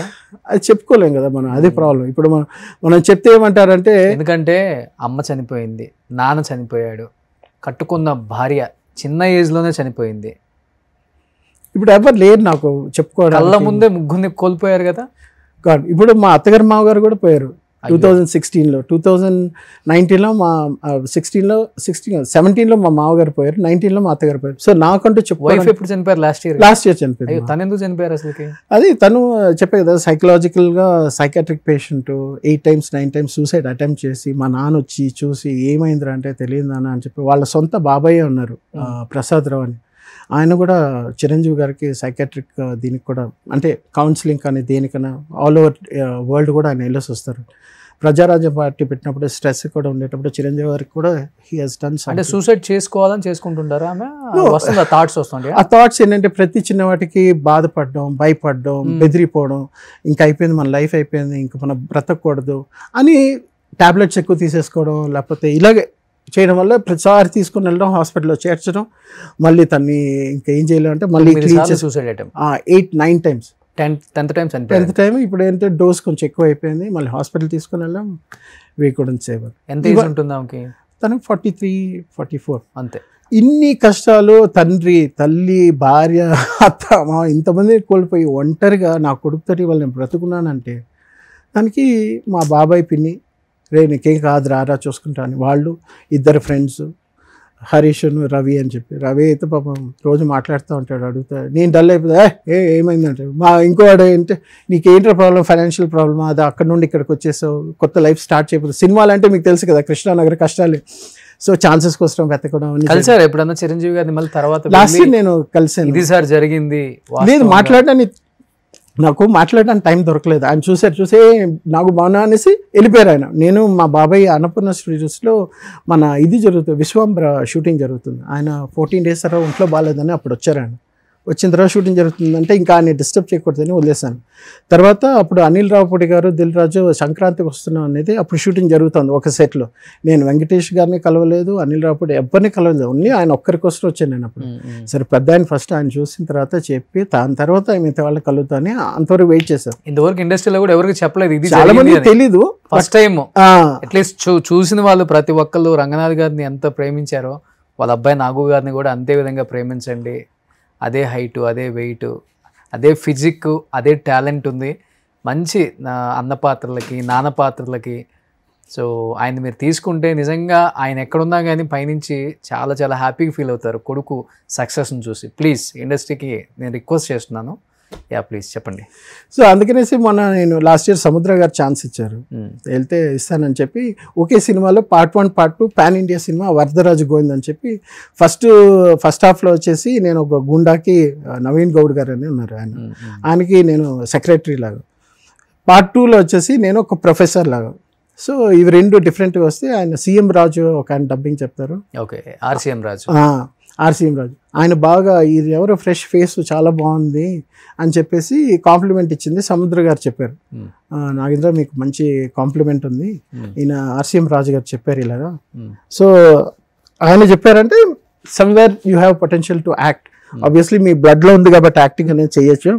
ప్లస్ ఇప్పుడు మీరు చూడడానికి కూడా మీ ఫాదర్ లాగా ఉన్నారు, శాంతి నివాసంలో మీ ఫాదర్ లా ఉన్నారు, అది అని చెప్పేసరికి ఓకే నమ్మకం వచ్చింది. ఇప్పుడు అసలు నాన్నది ఏం రూపాయి కూడా లేదు మీ దగ్గర? చిన్నప్పుడు చనిపోయిన తర్వాత కొంత ప్రాపర్టీస్ ఎక్కడ ఉన్నాయో, డాక్యుమెంట్స్ ఏమైనా ఉన్నాయో అని చూస్తాం కదా ఇంట్లో మనం. లేదండి, ఇప్పుడు జీరోనా? లేదు, జీరో. నాన్న కూడా అద్దెకే ఉన్నారా? సొంత ఇల్లు కూడా లేదు చనిపోయే టైం? లేదు, గాంధీనగర్లో ఉండేవారు అద్దెకి.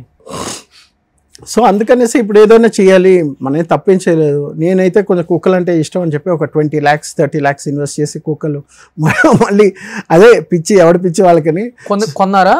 కొన్ని ఫారిన్ నుండి తెప్పించి వాటిని షోస్కి తీసుకెళ్ళి మళ్ళీ బ్రీడింగ్ చేసి ఒక పిల్ల 1,50,000 2 లక్షలకు అమ్మిన రోజులు ఉన్నాయి. అదేదో ఫన్ కోసం చేసాం. ఆవిడకి కూడా కుక్కలు అంటే ఇష్టం, తను చూసుకుంటుంది, టైం పాస్ అవుతుంది, తనకు అలాంటి డైవర్షన్ ప్రాబ్లం ఇది ఉండకూడదు అనేసి ఇది పెట్టాం. బట్ ఏంటంటే అవి ఉండి చూసుకోలేక బెంగళూరులో అక్కడ నుండి వచ్చేసాం. ఇది పరిస్థితి. సో ప్రెసెంట్ అయితే హైదరాబాద్ లో ఉంటున్నారు. ఇంకా ప్రెసెంట్ లో ఇక్కడే సినిమా వేట ఆఫర్ లో ఒకటి వచ్చి వరదరాజు గోవిందం అయింది, ఇంకోటి 1986 వంగవీటి రంగా అని చెప్పేసి అందులో చిన్న క్యామియో రోల్. తర్వాత ఈటీవీలో బొమ్మరిల్లు అని ఒక ఎపిసోడ్ వచ్చేసాను, సీరియల్. సో ఇప్పుడు ఏంటంటే మనకి ఇప్పుడు నాకు కొత్త కదా యాక్టింగ్, ఎలా డైలాగ్ డెలివరీ భయం అయితే లేదు, కెమెరా ఫియర్ లేదు, కానీ నాకు సెన్స్ ఆఫ్ హ్యూమర్ చాలా బాగుంది. అది నేను చెప్తే బాగుంటుంది కానీ చూపిస్తే బాగుంటుంది కాబట్టి. నాన్నగారి డైలాగ్స్ ఏమైనా గుర్తున్నాయా మీకు? నాన్నగారి డిక్షన్ చాలా బాగుంటుందండి, చాలా బాగుంది, ఎక్స్ట్రాడినరీ, ఎవ్వరు మ్యాచ్ చేయలేరు. ఆయన వాయిస్ బేస్ కూడా కృష్ణరాజు గారిది ఎలా ఉంటుంది వాయిస్, సో ఈక్వల్గా ఉంటుంది. వాళ్ళిద్దరూ అలా పోటాపోటీగా ఉంటుంది వాళ్ళిద్దరు స్క్రీన్ మీద. ఒకసారి కృష్ణరాజు గారు కంప్లైంట్ చేశారు మా నాన్నకి, ఏంటి రంగా నువ్వు అనుకొని మీ రిలేటివ్స్ ఒక ఆవిడ వచ్చి నా వీపు బాధేసిందిరా అన్నారు. ఏమైందంటే ఒకసారి ప్లాట్ఫామ్లో ట్రైన్ ఎక్కుతుంటే వెనకాల ఒకే హైట్ ఉంటారు ఇద్దరు కదా, శరత్ బాబు గారు ఈయన కృష్ణరాజు గారు, మా నాన్న ఒకే హైట్, మంచి size, personality. So white version వచ్చి ఈయన శరత్ బాబు, బ్లాక్ డార్క్ వర్షన్ వచ్చి మా నాన్న. ఆ తల అయినా, జబ్బలైనా, బాడీ అయినా ఫుల్ సాలిడ్ పీపుల్ వాళ్ళు. సో ఒకసారి నన్ను కొట్టేసింది రంగా, ఏంటిది మీ రిలేటివ్స్ కొంచెం చెప్పు కొట్టదని. రంగా అని చెప్పి వీపీ దాన్ని కొట్టిందంట ఆవిడ. ఎవర్రా మనల్ని కొట్టేవాళ్ళని చూస్తే, రంగా నువ్వు కాదా, మీరెవరండి అంటే నేను కృష్ణరాజు అన్నారంట. సారీ అండి మా రంగనాథ్ అనుకున్నాం మేము అని సారీ చెప్పారు వాళ్ళు. నాన్నది ఏదైనా డైలాగ్స్ గుర్తున్నాయండి మీకు? లేదండి. ఇప్పుడు మా నాన్న ప్రాక్టీస్ చేయటము, ఇప్పుడు మా నాన్నది నేను చెప్పకూడదు ఎందుకంటే ఆయన వాయిస్ తో విన్న ఆడియన్స్ ఉంది. నేను చెప్పానంటే అది ఏదైనా ఒక 2 lines నాన్నగారిది. లేదు, నాకైతే నేను ఆ జోన్కి వెళ్ళాను. నేను ఆయన జోన్ వేరు, నా జోన్ వేరు. నాదేంటంటే కొంచెం కామెడీ సైడ్, విలన్కి అయినా సరే, కామెడీకి అయినా, ఫాదర్ రోల్, ఈ క్యారెక్టర్ రోల్స్కి అయితే ఐ కెన్ డూ జస్టిఫికేషన్. కానీ నా ప్రైమరీ ఏంటంటే ఆ సెన్స్ ఆఫ్ హ్యూమర్ నాకు చాలా ఎక్కువ ఉంది. అది నేను చెప్పుకోవడం కదా, అవకాశం వస్తే తెలుస్తుంది మీకు, అది పండుతుంది. ఎందుకంటే ఒక సీన్లో ఒకరు వచ్చినప్పుడు వాడు మాట్లాడుతుంటే ఏం చెప్తే అవతల మనిషికి, ఇప్పుడు ఆడియన్స్ పాయింట్ ఆఫ్ వ్యూలో మనం ఇలా చూస్తాం, చూసేటప్పుడు వాడి బాడీ లాంగ్వేజ్లో అయినా సరే, లేదా వాడు చెప్పే డైలాగ్ డెలివరీలో అయినా సరే, ఇచ్చే గ్యాప్లో అయినా, ఒక పదం చెప్పేటప్పుడు ఒక గ్యాప్ ఇస్తే మనం ఏదో ఊహించుకుంటాం. సో ఇవన్నీ నాకు చాలా బాగుంది ఐడియా. సో కాబట్టి ఏంటంటే వచ్చానంటే I can do that magic of comedy on the screen, లేదా జనరల్ క్యారెక్టర్ రోల్స్ చేయడానికి ఉంటుంది అనేసి దానికి హ్యూమర్ బాగుంటే మన అనిల్ రావుపూడి గారు లాంటి షూర్ డెఫినెట్ ఆయన చేతిలో పెడితే షూర్ డెఫినెట్ సో మంచి వజ్రంలా తయారు చేసుకుంటారు. అది నాకు ఆపర్చునిటీలా ఉంటుంది. ఎందుకంటే నేను ఎందుకు చెప్తున్నానంటే మా ఇంట్లో మా నాన్న అయితే పడిపడి నవ్వేవారు నా సెన్స్ ఆఫ్ హ్యూమర్కి. మా నాన్న దేనికి నవ్వరు, దేవుడి దిగి వచ్చినా, జంధ్యాల గారు వచ్చినా కూడా నవ్వరు, చెప్పండి అని ఇలా కూర్చుంటారు. అలాంటిది మా నాన్నని నవ్వించగలను. ఆయన సినిమాల్లో కూడా అంతేనే, గంభీరంగా నవ్వేదే లేదు ఆయన. అవును, అసలు పోలీస్ డ్రెస్ చేస్తే ఎలా ఉంటారు ఆయన, మెగ్నానిమస్, గంభీరంగా ఉంటారు. చిరంజీవి గారు నాన్నగారి కాంబినేషన్ లో మీకు నచ్చిన సినిమా అంటే?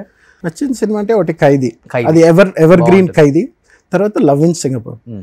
అదేంటంటే వాళ్ళిద్దరు బ్రదర్స్ లా చాలా బాగుంటుంది, ఇద్దరికి కోపంగా ఉంటుంది, తర్వాత వాళ్ళు తెలుసుకుంటారు బ్రదర్స్ అండ్ లాస్ట్ లో.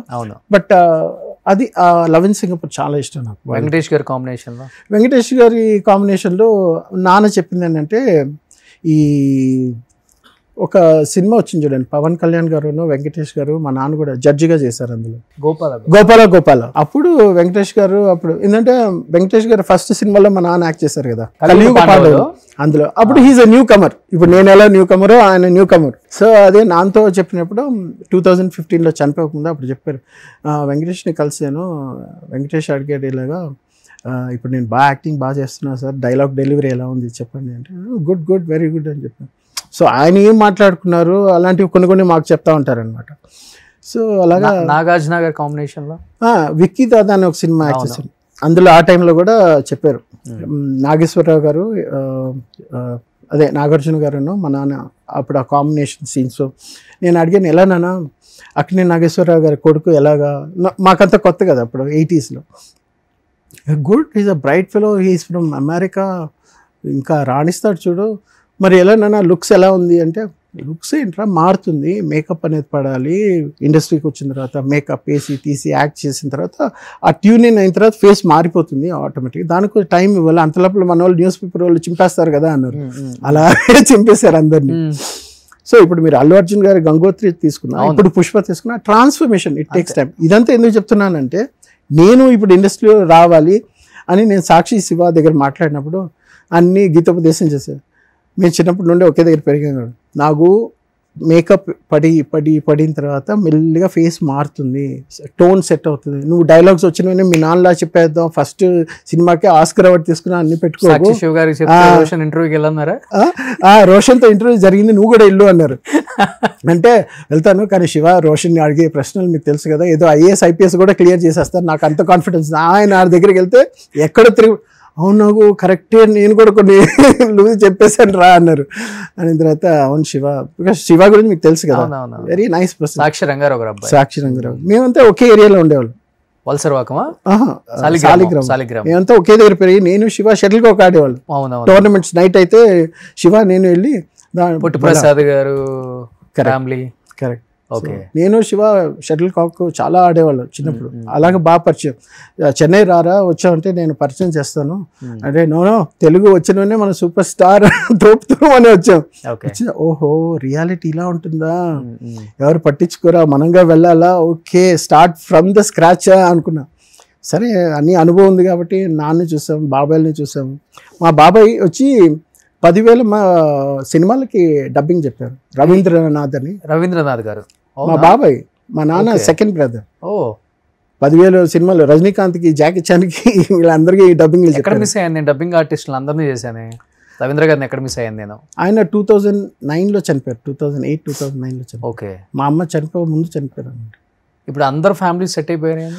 మా బాబాయ్ 2 బాబాయ్లు ఉన్నారు, ఒక ఆయన జేసీనాథ్, ఒక ఆయన లెక్చరర్గా రిటైర్ అయ్యారు. ఓకే, ఇంకో బాబాయ్ వచ్చి డాక్టర్ MBBS చేశారు. ఆయన వైఫ్ డాక్టర్, 2 పిల్లలు డాక్టర్, కెనడాలో ఒకటి, US లో ఒకటి అనుకుంటా. నాన్న అందరినీ బాగానే చూసుకున్నారు, ఫుల్ గా చేయరు కదా, కొంచెం హెల్ప్ చేస్తారు. అదే ఇనిషియల్ గా ఇప్పుడు మా బాబాయ్ డాక్టర్ బాబాయ్ MBBS చదివే టైంలో ఇంటికి వచ్చి టవల్ కట్టుకుని పడుకునేవాడు. ఆయన తినడం పడుకోవడం లేజీగా ఉండేవాడు. ఆయనకి మా అమ్మ మంగళసూత్రాలు అమ్మి చదివించి ఇన్ని చేసాం. చేసింది చెప్పుకోవడం గొప్ప కాదు, కానీ ఏంటంటే వాళ్ళు అది గుర్తుపెట్టుకొని వాళ్ళ ఫ్యామిలీ, ఇప్పుడు మేము కానీ గుర్తుపెట్టుకున్నారు అందరం మిమ్మల్ని బాగా చూసుకుంటారా? That's okay. ఫైనాన్షియల్ గా కొంచెం మీరు డౌన్ అయినప్పుడు దట్స్ ఓకే. ఇప్పుడు మా ఆవిడ చనిపోయినప్పుడు కొంచెం మేమందరం ఉన్నాము, మేము చూసుకుంటాము. లేదు, నేను వాళ్ళతో ఎక్కువ మాట్లాడడం లేదు. మా బాబాయ్ పిన్ని ఉన్నారు కదా, వాళ్ళిద్దరే నన్ను చూసుకునేది బాగా. ఇప్పుడైతే అసలు మిగతా ఇంకెవరితో తోడబుట్టిన వాళ్ళు ఎవరితో నేను టచ్ లో లేరు. నేను టచ్ లో లేను. మెయిన్ మా అక్క, ఇంకో అక్క ఉంది, ఆవిడతో కూడా టచ్ లో లేను. మీ సొంత అక్కతో కూడా? సో ఎవరి వాళ్ళ లోకల్లో ఉండామా? లేదు, ఆ పెద్ద అక్క చనిపోయింది, తనకి బ్రెస్ట్ క్యాన్సర్ వచ్చి చనిపోయింది. అదే విన్నాను నేను. తర్వాత సొంత అక్క చనిపోయినా కానీ ఎందుకు చనిపోయిందో కూడా తెలియదు మీకు? వెళ్ళలేదు మీరు కనీసం? నేను వెళ్ళలేదు. తను చనిపోయి ఎలా అండి అంత మూర్ఖంగా ఉండగలం? మనసు ఒకే కడుపును పుట్టిన రక్త సంబంధం, ఒకవేళ ఎంత శత్రువులమైనా కానీ బతికినప్పుడు ఎలానో మనం వెళ్ళాం, కనీసం చనిపోయినప్పుడన్నా వెళ్ళి చూసి వద్దాం అనుకుంటున్నా. ఇప్పుడు మనసు లేదా మనకి? ఇప్పుడు ఎలా అయిపోయిందంటే ఒక్కొక్కరి ఫ్యామిలీ, ఇప్పుడు నేను చెప్పే కదా మా ఆవిడ సూసైడ్ అటెంప్ట్ చేసుకున్నారు. So they never came and saw ఏమైంది నాకు, నీ వైఫ్కి ఏమైంది, నీకేమైంది, ఎలా ఉన్నావు, ఎలా. వాళ్ళు రాలేదు, వాళ్ళు అడగలేదు, మనం అడగట్లేదు. వాళ్ళు అడగడం లేదు, మాట్లాడడం లేదు, నేను అడగడం లేదు, నేను మాట్లాడడం లేదు. సో ఎవరికి వాళ్ళు అలా ఇండిపెండెంట్గా ఉంటున్నాం అంతే. That is all. ఇంకొక అక్క ఉన్నారా? ఇంకో అక్క ఉన్నారు, తను బెంగళూరులో ఉంటుంది. ఏమన్నా మాట్లాడతారా మీతో? లేదు, తను కూడా మాట్లాడడం లేదు. నేను ఎవరితో మాట్లాడడం లేదు, వాళ్ళు నాతో మాట్లాడడం లేదు. So it's been like that. ఇప్పుడు మీరు ఒంటరి, మీ కొడుకు ఇద్దరే. ఇప్పుడు మా పిన్ని, బాబాయ్ వాళ్ళిద్దరు, ఇంకో 2 ఫ్రెండ్స్. అదే మా లైఫ్. నాన్నగారు బ్లెస్సింగ్స్ ఉండాలి మీకు. ఇప్పుడు ఇండస్ట్రీ వాళ్ళ బ్లెస్సింగ్స్ కూడా ఉండాలి. నిజంగా ఇంత డెప్త్ నాకు తెలియదు. రియల్గా నేను చెప్తున్నాను కదా, రియల్లీ ఐ డోంట్ నో ఇంత డెప్త్ ఉందని నాకు తెలియదు మీ స్టోరీలో. నేను ఏదో చాలా ఫస్ట్లో చెప్పిన స్టోరీ, నాన్న ఎట్లా చనిపోయారు ఏంటో అనుకున్నా, కానీ ఈవెన్ మీ లైఫ్లో కూడా బతికున్న వాళ్ళ లైఫ్లలో కూడా సొంత రక్త సంబంధికులు చనిపోయినా కానీ మీరు వెళ్ళరు, మీ ఫ్యామిలీలో మీ వైఫ్ చనిపోతే వాళ్ళు రారు, ఇప్పుడు ఇంకొక అక్క ఉంటే మీకు సంబంధం లేదు, ఓన్లీ ఒక బిడ్డను పెట్టుకొని మీరు బతుకుతున్నారు. అంతే. సో అందుకని ఇప్పుడు ఏంటంటే ఈ జీవితంలో మళ్ళీ ఏదో చేయాలి, సాధించాలి, ఆ కొడుకు కోసం బ్రతకాలి. ఏమైనా ఇప్పుడు ఫ్రెండ్స్ హెల్ప్ చేస్తారు, వాళ్ళు ఏమైనా అప్పులు ఉంటే వాళ్ళు అవి తీర్చుకోవాలి. మళ్ళీ struggle he's started, but it's coming at a very late age. But ఏదైనా చేసుకొని బయటపడితే బాగుంటుంది. వీ హ్యావ్ టు సీ, అది లైఫ్. గ్రేట్ అండి, నిజం. నాన్న ధైర్యం మీకు వచ్చిందేమో ఆబ్వియస్లీ. ఇప్పుడు ఆయన క్యారెక్టర్, ఆయన బిహేవియరే వస్తుంది కదా, ఇంకేం వస్తుంది. సో ఎవరిని ఏం ఆడకూడదు, ఏం చేయకూడదు, మన సెల్ఫ్ రెస్పెక్ట్ అనేది చాలా ఇంపార్టెంట్ అనేదే ఉంటాం. ఎవరైనా హెల్ప్ చేస్తున్నారు, ఏమైనా చూస్తున్నారు అంటే ఇట్స్ ఫైన్. కానీ ఏంటంటే ఇప్పుడు ఈ ఇంటర్వ్యూలో మెయిన్ చెప్పాల్సింది ఏంటంటే clarification of what happened with my father. ఆయన ఎలాంటి మనిషి, ఆయనతో పాటు మా జర్నీ ఏంటి, నా జర్నీ ఏంటి అనేది ఇంపార్టెంట్. మిగతా వాళ్ళ జర్నీ ఏంటి నాకు తెలియదు, నేనేం చెప్పలేను. Okay. So that is that. But నాన్నగారి కాంబినేషన్లో ఇంతమంది హీరోయిన్స్, నాన్నకి కెమిస్ట్రీ బాగా వర్కౌట్ అవుతుంది చాలామంది హీరోయిన్స్తో. అలా మీకు బాగా చాలా బాగుంది అనిపించింది అంటే అంత నవ్వుతున్నారేంటి? ఏమో ఉంటాయి కదా, పుకార్లు ఉంటాయి, పేర్లు ఉంటాయి. సో పుకార్లు నేను ఎక్కువ వినలేదు, కానీ నేను విన్నదైతే ఇద్దరిని. పేర్లు ఎందుకు తీయలేదు కానీ అమెరికా అమ్మాయి సినిమా అప్పుడు దీప గారితో ప్రేమలో పడ్డారు అని, ఇంకొకటి సెకండ్ సినిమా అనుకుంటా శారద గారు ఒక సినిమా, ఆ సినిమాలో చేసిన తర్వాత చాలా డీప్ లవ్ శారద గారిది,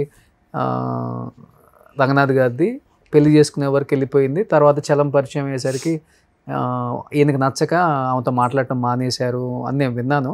చాలా మంది చెప్తుంటే విన్నా. మా నాన్న చాలా పెళ్లిళ్ళు అయిపోయి, లక్ష్మి గారు, హీరోయిన్ లక్ష్మి గారు, ప్రభా గారు, శారద గారు, దీపా గారు, చాలా మందితో పెళ్లిళ్ళు అయిపోయి గర్ల్ ఫ్రెండ్స్ అవి ఇవన్నీ పుకార్లు చాలా పేపర్స్లో వేస్తే మా మావయ్య, మా అమ్మ వాళ్ళ అన్నయ్య వాళ్ళంతా పరిగెత్తుకొని వచ్చి ఏమైందమ్మా, ఏంటి బావగారు ఉన్నారా, వేరే పెళ్లి చేసుకున్నారా? సో ఆబ్వియస్లీ ఒక కెమిస్ట్రీ బాగా వర్కౌట్ అయింది స్క్రీన్ పైన అన్నప్పుడు మీకు తెలిసిందే కదా. Obviously there will be a rumour, yes వీళ్ళిద్దరే ఏమో జరుగుతుందేమో, వీళ్ళు ఏమైనా ఆఫ్లైన్ ఏమైనా నడుపుతున్నారేమో, దట్ ఈస్ ప్రిటీ కామన్. కానీ శారద గారి విషయంలో ఇద్దరు చాలా డీప్ వెళ్ళిపోయారు అనే మాట వాస్తవం? లేదు. శారద గారు మా ఫ్యామిలీ ఫ్రెండ్గా ఉన్నారు. చాలా మంది నాకు తెలిసి చాలా మంది ఫ్యామిలీ ఫ్రెండ్స్, మేము వాళ్ళ ఫ్యామిలీస్లో చూసాము, వాళ్ళు మా ఇంటికి వచ్చారు చూసాము. మా చిన్నప్పటి నుండి మా ఇంట్లో ఏ పెళ్ళి అయినా సరే సినిమా హీరోయిన్స్ చాలా మంది, కేఆర్ విజయ గారు, చాలా మంది. ఎందుకంటే మా ఫాదర్ కొంచెం టాల్, డార్క్ అండ్ హ్యాండ్సమ్, మంచి హైట్, మంచి వాయిస్, ప్లస్ ఆయన యాక్ట్ చేసిన హీరోయిన్స్ ఇంకెవరైనా ఉన్నా సరే కొంచెం క్లోజ్గా ఉంటారు.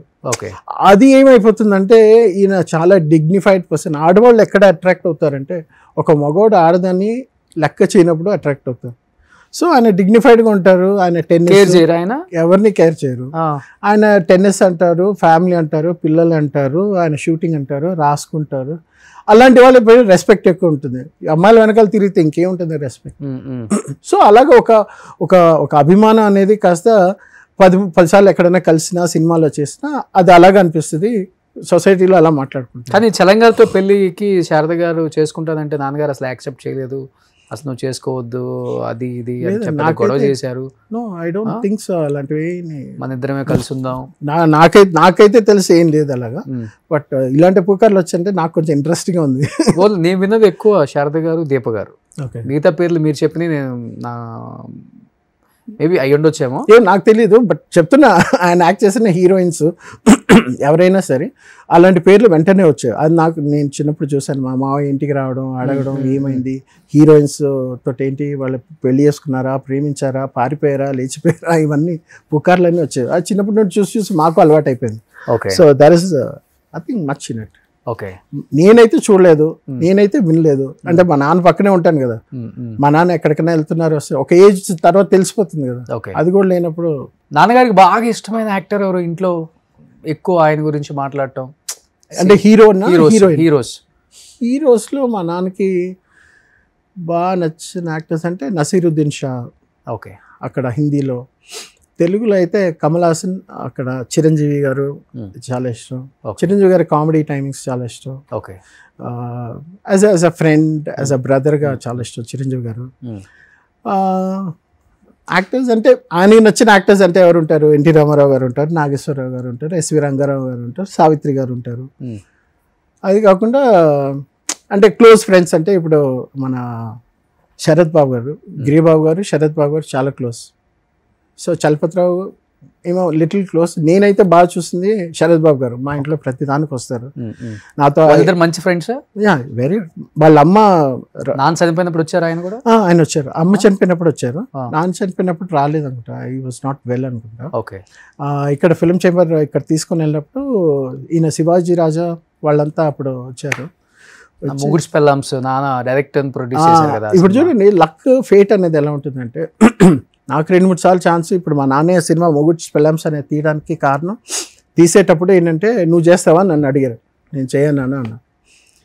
దాని తర్వాత ఈ సినిమాలో హీరోని ఎవరు పెట్టాలి నన్ను అడిగారు. పడితే నేను రికమెండ్ చేసిన పేరు శివాజీరాజు. మీకు అర్థమవుతుందా? నేను చెప్తే రికమెండ్ చేస్తే పేరు వచ్చింది శివాజీరాజు. ఆయన పెట్టారు. సార్ టైటిల్ ఏం పెడతామరా అంటే మొగుడ్స్ ఫిల్మ్స్ అనే టీవీ సీరియల్ వస్తుంది, ఇదేదో కొత్తగా ఉందన్నా పెట్టండి అన్న. ఇది ఏంటి సినిమా ఏంటంటే మిస్సమ్మా టైప్లో తీశారు నాన్న. ఓకే. మిస్సమ్మా సినిమాని దీన్ని కొత్తగా మొగుడ్స్ ఫిల్మ్స్ అని తీశారు. ఏదో వచ్చింది అదేనా?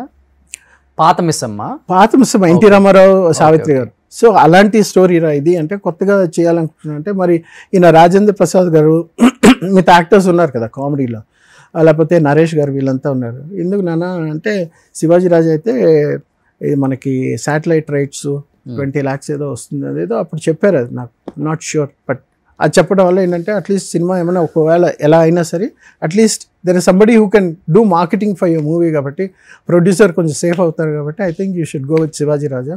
ఆయన కొత్త అయినా ఆయనకు కూడా లైఫ్లో కొత్త బ్రేక్ వస్తుంది. ప్లస్ ఎలాగో ఆయన మా TV, if I'm not wrong, మా టీవీ రైట్స్ ఏదో శాటిలైట్ రైట్స్ నాకైతే కరెక్ట్గా తెలియదు, 20 lakhsకి అయితే వస్తుంది. 50 lakhs ఎంత పెట్టి సినిమా తీద్దాం అనుకుంటున్నాం బడ్జెట్ అది అని చెప్పినప్పుడు. నానే ప్రొడ్యూసర్ కదా? నాన్న కాదు, వేరే ప్రొడ్యూసర్ ఏదో అన్నారు. లేదు ప్రొడ్యూసర్ కాదు, డైరెక్టరీ. మరి డబ్బులు పెట్టారో ఏమో కానీ ఆయన ప్రొడ్యూసర్ ఎవరైతే ఉన్నారో ఆయన వచ్చేసి మన ఈ బాడీ గార్డ్స్ వాళ్ళంతా ఇస్తారు చూడండి, చాలా కంపెనీస్కి బాడీ గార్డ్స్ లేకపోతే సెక్యూరిటీ ఫోర్సెస్ ఇస్తారు. ఆ దానికి ఆ సంస్థకి ఆయన ఒక పెద్ద CEO. ఓకే. ఆయన ప్రొడ్యూస్ చేస్తానంటే అప్పుడు నాన్న కూర్చొని చేశారు. నన్ను ఎన్నోసార్లు అడిగారు నువ్వు చేయరా. నేను దాని ముందు వరకు కృష్ణవంశీ గారు వెనకాల పడ్డా. నీకు ఎవరు ఇష్టం చెప్పారంటే సార్ కృష్ణవంశీ గారు నాన్న అంటే, సార్ నేను కృష్ణవంశీతో మాట్లాడేసి నీకు నంబర్ ఇస్తానని చెప్పి నాకు ఇచ్చారు. నంబర్ ఇస్తే అప్పుడే నితిన్ సినిమా ఒకటి జరిగింది చూడండి, ఏంటి హనుమంతుడు, నితిన్ గారు, ఓకే, చార్మి వాళ్ళంతా. ఆ టైంలో February, March 2005 if I'm not Sri Anjaneyam. అప్పుడు సరే నువ్వు మాట్లాడారంటే సార్ నేను వెళ్తే హీరోగా చేయొచ్చు కదా, మన ఫీలింగ్ అలా ఉంటుంది కదా అనేసి అప్పుడు ఆయనతో మాట్లాడితే అయిపోతుందండి, ఈ మార్చ్కి అయిపోతుంది, దాని తర్వాత మనం కలుద్దాం. ఏనన్నా నేను కాల్ చేస్తే కృష్ణవంశీ గారు అంటే ఈ సెట్ ఈ ask me to come and meet in March అంటే, అలా కాదురా వాళ్ళంతా పెద్దవాళ్ళు రా, మనం అనుకున్నట్టు కాదు, నువ్వు అనుకున్నట్టు కాదురా, వాళ్ళంతా పెద్దవాళ్ళు, యూ హ్యావ్ టు గో. అదే చెప్పే కదా సినిమా ఇండస్ట్రీ అంటే యూ హ్యావ్ టు గో, వెనకపడి అడిగి నేర్చుకొని చేయాలి. అప్పుడు 2006లో కోటా శ్రీనివాసరావు కొడుకున్నాడు ప్రసాద్. సో నేను తను కొద్దిగా క్లోజ్ ఫ్రెండ్. ఎలాగా ఈ కుక్కల వల్ల తన దగ్గర మంచి మేల్ జర్మన్ షెపర్డ్ ఉంటే నా దగ్గర ఫీమేల్ ఉంది. సరే బ్రీడర్ ఒక దగ్గరికి వెళ్తే మంచి క్వాలిటీ డాగ్ అంటే కోటా శ్రీనివాస నాకు తెలుసు అని చెప్పి వెళ్ళి అప్పుడు మాట్లాడినప్పుడు ప్రసాద్ నేను బాగా క్లోజ్ అయ్యాం. డాగ్స్ మీటింగ్ చేసి పిల్లలు పెట్టారు. అప్పుడు నేను ప్రసాద్తో ఒకటన్నా, ప్రసాద్ చూడు మీ నాన్న స్టారు, మా నాన్న స్టారు, ఇంకా నువ్వు కూర్చొని ఇవంతా మీ నాన్న డేట్స్ కూర్చొని చూసేవాళ్ళు. నేను వెళ్ళి అప్పుడు మేనేజర్గా చేస్తాను అమెజాన్లో, ఇండియాలో ఫస్ట్ టైం వచ్చింది అమెజాన్. అప్పుడు నేను పైలట్ దీనిలో, ఇవంతా అవ్వదు, మనం సినిమాలోకి వెళ్ళిపోదాం, నీకు నేను ఉంటా నాకు నువ్వు ఉంటావు అంటే, నిజంగా చేద్దామా అన్నాడు. సరే చేద్దాం బాబు రా బాబు అంటే మళ్ళీ ఒకసారి మా నాన్న కలవడానికి వచ్చి మేము డాగ్ షోకి వెళ్ళాం. అప్పుడు తను వచ్చాడు, నేను వాళ్ళ ఇంటికి వెళ్ళి వాళ్ళ కుక్కని తీసుకున్నాను పెద్దది మెయిల్. అప్పుడు కోటగారిని కూడా చూసాను నేను. చూసిన తర్వాత అప్పుడు ఒక 2 months తర్వాత మా అక్క పరిగెత్తుకొని వచ్చింది, రే ప్రసాద్ సినిమాలో యాక్ట్ చేసేస్తున్నాడట, ఆల్రెడీ జగపతి బాబు తోటి ఓ సినిమా రిలీజ్ అయినా. ఛాన్స్ లేదు, నాకు చెప్తాడు కదా ప్రసాద్ అని. తర్వాత చూస్తే వచ్చేసాడు. తర్వాత ప్రసాద్ కాదు, నాగు అలా కాదు ఇలా కాదు, అప్పటికి 3 సినిమాలు బుక్ అయిపోయాడు. అరే ప్రసాద్ ఏంటి నేను కూడా చేస్తానన్నా కదా, మన ఇద్దరు కలిసి చేద్దామంటే నువ్వు చెప్పలేదు, అలా కాదు నాకు చేస్తానన్నా. సరేలే అనేసి అప్పుడు చూస్తే యాక్సిడెంట్లో చనిపోయారు. నేను, నా వైఫ్, తను వాళ్ళ వైఫ్, పిల్లలు. అప్పుడు షీ వాజ్ ప్రెగ్నెంట్ రెండో బాబు చనిపోయే టైంలో షీ వాస్ ప్రెగ్నెంట్. అప్పుడు ఒక ఫస్ట్ బాబే అనుకుంటాను, ఫస్ట్ బాబు, సెకండ్ ప్రెగ్నెంట్ గా ఉంది బాబాయ్. సో అప్పుడు మేము లుంబిని పార్క్ వెళ్దాం అనుకునే టైం కదా, మీ ఫ్యామిలీ మా ఫ్యామిలీ ఇద్దరు వెళ్దాం, అంత క్లోజ్గా ఉన్నాం. అదే నా లక్ చూడండి, నాకు కావాల్సినప్పుడు ఆఫర్స్ లేవు, లేనప్పుడు ఆఫర్స్. ఎవరెవరు మీ క్లాస్మేట్స్ ఇంకా ఇప్పుడు ఇండస్ట్రీ వాళ్ళు? నాకు అదే మంజుల, మహేష్ బాబు గారి వాళ్ళ అక్క క్లాస్మేట్, నేను మా ఇద్దరు అక్కలు మంజుల, మేము నలుగురం విద్యోదయలో, చెన్నైలో విద్యోదయలో. మీనా కూడా అక్కడే ఆ స్కూల్లోనే చదివింది. మీనా యాక్ట్రెస్ మీనా. తర్వాత నేను చదివిన స్కూల్లో మన రాఘవేంద్రరావు గారి కొడుకు ప్రకాష్, తర్వాత తరుణ్ ఉన్నాడు కదా, తరుణ్ నాకు జూనియర్. సావిత్రి గారు మనవడు అరుణ్, వాడు నా క్లాస్మేట్, నాకు జూనియర్, నా క్లాస్మేట్. తర్వాత చాలా మంది యాక్టర్స్ పిల్లలు అక్కడ. ఇక్కడ మన హీరోస్ ఎవరైనా ఉన్నారా?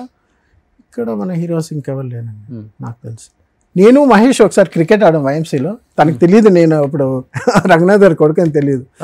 సో తను అప్పుడు కొంచెం లావుగా ఉండేవాడు, బొద్దుగా ఉండేవాడు, జిఎం బ్యాట్ను జిఎం బ్యాగ్ వేసుకొని వచ్చాడు. నేను గుర్తుపెట్టా, ఏంటంటే మనం చిన్నప్పుడు బాగా యాక్ట్ చేసేవాడు కదా, తను అప్పుడు ట్రాన్సిషన్ ఏజ్ 16, 17 ఆ ఏజ్లో ఉండేవాడు, బాగా లావుగా బొద్దుగా లడ్డులా ఉండేవాడు.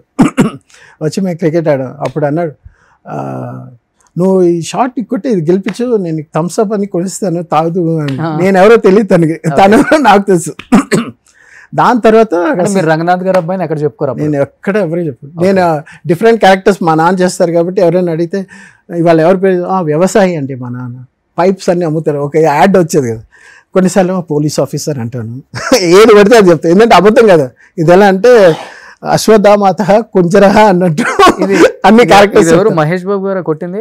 లేదు మంజుల. ఇక్కడ నన్ను ఇలాంటి డెస్క్ ఉంటే ఇలా పెట్టి, నేను కొంచెం హైపర్గా ఉండేవాడు, వేసి ఒక్క తోపు తోసింది, తన్మని కొట్టి లేస్తే ఇక్కడ కట్. మహేష్ బాబు గారి సిస్టర్ మంజుల. సో తను తోసేసరికి ఇక్కడ కట్ అయింది. తర్వాత కొంచెం పెద్ద అయిన మా అక్క పెళ్ళికి కార్డు ఇవ్వడానికి వెళ్తే, రారా మంజుల ఇంటికి వెళ్ళి ఇచ్చేసి వద్దాం, మహేష్ కూడా ఉంటాడని వెళ్ళాం. అప్పుడే రమేష్ వచ్చి మేడపైకి వెళ్తున్నాడు. తర్వాత మంజుల పిలిస్తే వచ్చింది. వచ్చిన తర్వాత శైలు చెప్పు ఏంటని మా అక్కతో మాట్లాడుతూ నేను ఇలా చూస్తా ఉన్నా. కాసేపు నాకు బాగున్నా అంటే, నీ వల్లే నా సినిమా కెరియర్ పోయింది చూసావా, లేకపోతే హీరోయిన్ అని. ఏ శైలు చూడవే వాడు ఎలా మాట్లాడుతున్నాడు చూడ, నేను లబలబ కొట్టేసుకుంటాను. తర్వాత నేను అప్పుడు ఆల్మోస్ట్ డిగ్రీలో కొట్టించుకున్నారు. లేదు, ఇది చిన్నప్పుడు సెకండ్ స్టాండర్డ్ లో జరిగింది. తన ఆట పట్టించాలని చెప్పి డిగ్రీ అయిపోయే టైం పెళ్లి, మా అక్క పెళ్లికి అప్పుడు కార్డు ఇవ్వడానికి వెళ్ళాం. అప్పుడు తను వీడు చూడ చిన్నప్పుడు తగిలింది ఇంకా గుర్తుపెట్టి మనసులో పెట్టేసుకున్నాడు చూడే అని అనింది. అలా ఆల్మోస్ట్ అందరు యాక్టర్స్ పిల్లలు అందరు కలిసి చదువుతున్నారు. కొంచెం ఒక్కొక్క స్టేజ్ లో. ఒకసారి సూర్య వాళ్ళ ఇంటికి వెళ్ళాం చిన్నప్పుడు, వాళ్ళ శివకుమార్ వాళ్ళ ఫాదర్, నేను, మా ఇద్దరు అక్కలు, మా నాన్న, అమ్మ అందరూ బాగా ఆర్టిస్ట్, బాగా డ్రా చేస్తారు. అప్పుడు వీళ్ళు చిన్న చిన్న పిల్లకాయలు, సూర్యను, కార్తీ. సో అప్పుడు చూసా, గుర్తుంది. తర్వాత ఇప్పుడు బాగా పెద్దవాళ్ళు అయిపోయారు, ఆల్ బిగ్ యాక్టర్స్. ఇప్పుడు రామ్ చరణ్, అల్లు అర్జున్, ప్రభాస్ వీళ్ళంతా. రామ్ చరణ్ చాలా జూనియర్స్ మీకు. రామ్ చరణ్ చిన్నోడండి. నేను చెప్పేది 80s లో తను పుట్టినప్పుడు 1 year బర్త్డే బేబీ ఉండేటప్పుడు మేము వెళ్ళాము.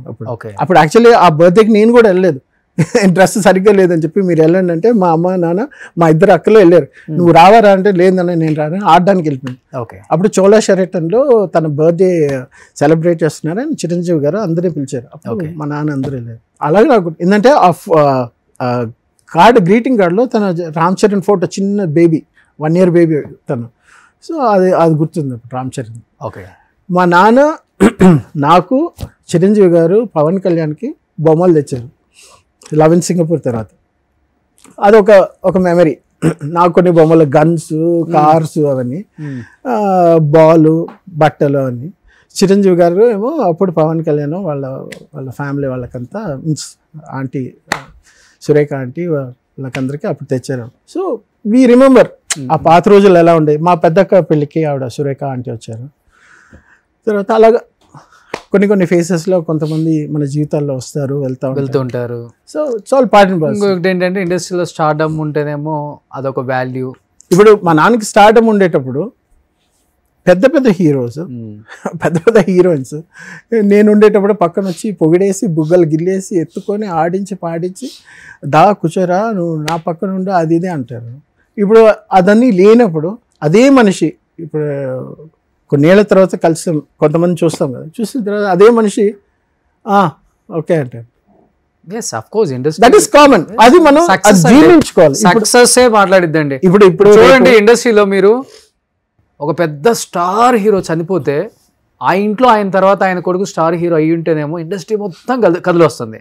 అదే ఒక స్టార్ యాక్టర్ చనిపోయాడు అనుకోండి, అందరు స్టార్లతో యాక్ట్ చేసిన పెద్ద యాక్టర్, ఒక 500 సినిమాలు చేసిన యాక్టర్, ఆయన చనిపోయిన తర్వాత ఆయన కుటుంబంలో ఇండస్ట్రీకి సంబంధించి ఒక డైరెక్టర్, ఒక హీరోను ఎవరైనా ఉంటే వస్తారు, లేకపోతే మటుకు కనీసం పట్టుమంది 10 మంది కూడా కనిపించరు అక్కడ. కరెక్ట్. ఊరికే ట్విట్టర్లోనో ఫేస్బుక్లోనో సంతాపం అలా తెలియజేస్తారు.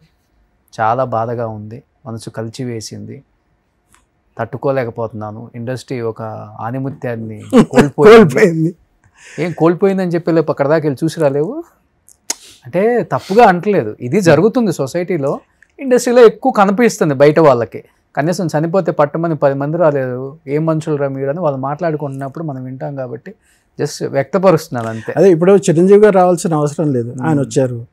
నెక్స్ట్ మా నాన్న చనిపోయిన తర్వాత దహనం చేసే దగ్గర స్టార్ట్ అయిపోతుంది అనే టైంలో ఎస్పీబీ గారు కాల్ చేసి, మా బాబాయ్కి చెప్పే కదా అనిల్ కిషోర్ అని, ఆయనకు కాల్ చేసి ఉండమనండి వాళ్ళ అబ్బాయికి చెప్పండి నేను వస్తున్నానని చెప్పండి అంటే, చెన్నై నుండి ఫ్లైట్ తీసుకొని హైదరాబాద్లో అక్కడ నుండి ఎయిర్పోర్ట్ నుండి వచ్చాను. 2.5 hours పట్టింది. కానీ ఆయన రావాల్సిన అవసరం లేదు. కొంతమంది ఉంటారు. ఆయన వచ్చారు, వచ్చిన తర్వాత 2 చేతులు తీసి దండం పెట్టి, చాలా థ్యాంక్స్ అమ్మా నా కోసం ఆపిపెట్టామని మా నాన్న కాళ్ళకి దండం పెట్టి. ఇప్పుడేమో ఒక star hero cinema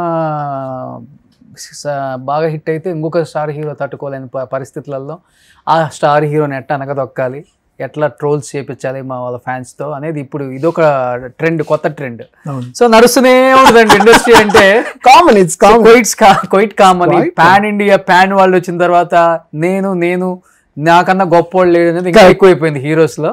so anyhow ఇంత కాంపిటీషన్ ఈ ఫీల్డ్ లో మీకు మంచి అవకాశాలు రావాలని ఎన్నో విషాద గాథలు చాలా మంది కుటుంబాలలో జరుగుతుంటాయి. బట్ మీకు వచ్చిన బాధ, ఇంత పెద్ద బాధని మేబీ మీ నాన్నగారిని ఇష్టపడే వాళ్ళకి కూడా చాలామంది తెలిసి ఉండదు కాబట్టి ఒక ఇంటర్వ్యూ ద్వారా మీరు తెలియజేయాలనుకున్నారు, తెలియచేశారు. ఇండస్ట్రీ అంతా చూస్తుంది, ప్రజలు చూస్తారు, మీ నాన్నగారిని అభిమానించే ప్రజలు చూస్తారు, ఫ్యాన్స్ చూస్తారు, డైరెక్టర్స్ ప్రొడ్యూసర్స్ కూడా చూస్తారు, హీరోస్ కూడా చూస్తారు. చూసి పాజిటివ్గా ఫీల్ అయ్యి మిమ్మల్ని పిలిచి మంచి అవకాశాలు అయితే ఇస్తారని నేను మనస్ఫూర్తిగా నమ్ముతున్నాను. సో హ్యాపీగా ఉండండి, బాబుని బాగా చూసుకోండి, కుదిరితే మంచి అమ్మాయిని మీ లైఫ్ లోకి తీసుకొచ్చుకోండి, వద్దండి తోడుగా ఉండేలా చూసుకోండి. నాకు ఉండేది ఒకే ఒక బాధ్యత, మా అబ్బాయి ఒకడే. ఇప్పుడు మళ్ళీ మోసి బరువు బాధ్యతలు లేవండి. మా అబ్బాయిని కొంచెం చదివిచ్చేసి వాడికి ఎవరైనా ఇచ్చి పెళ్లి చేస్తే అయిపోయింది. మై రెస్పాన్సిబిలిటీ, ఈ భూమి పైన ఉండే రెస్పాన్సిబిలిటీ అయిపోయింది.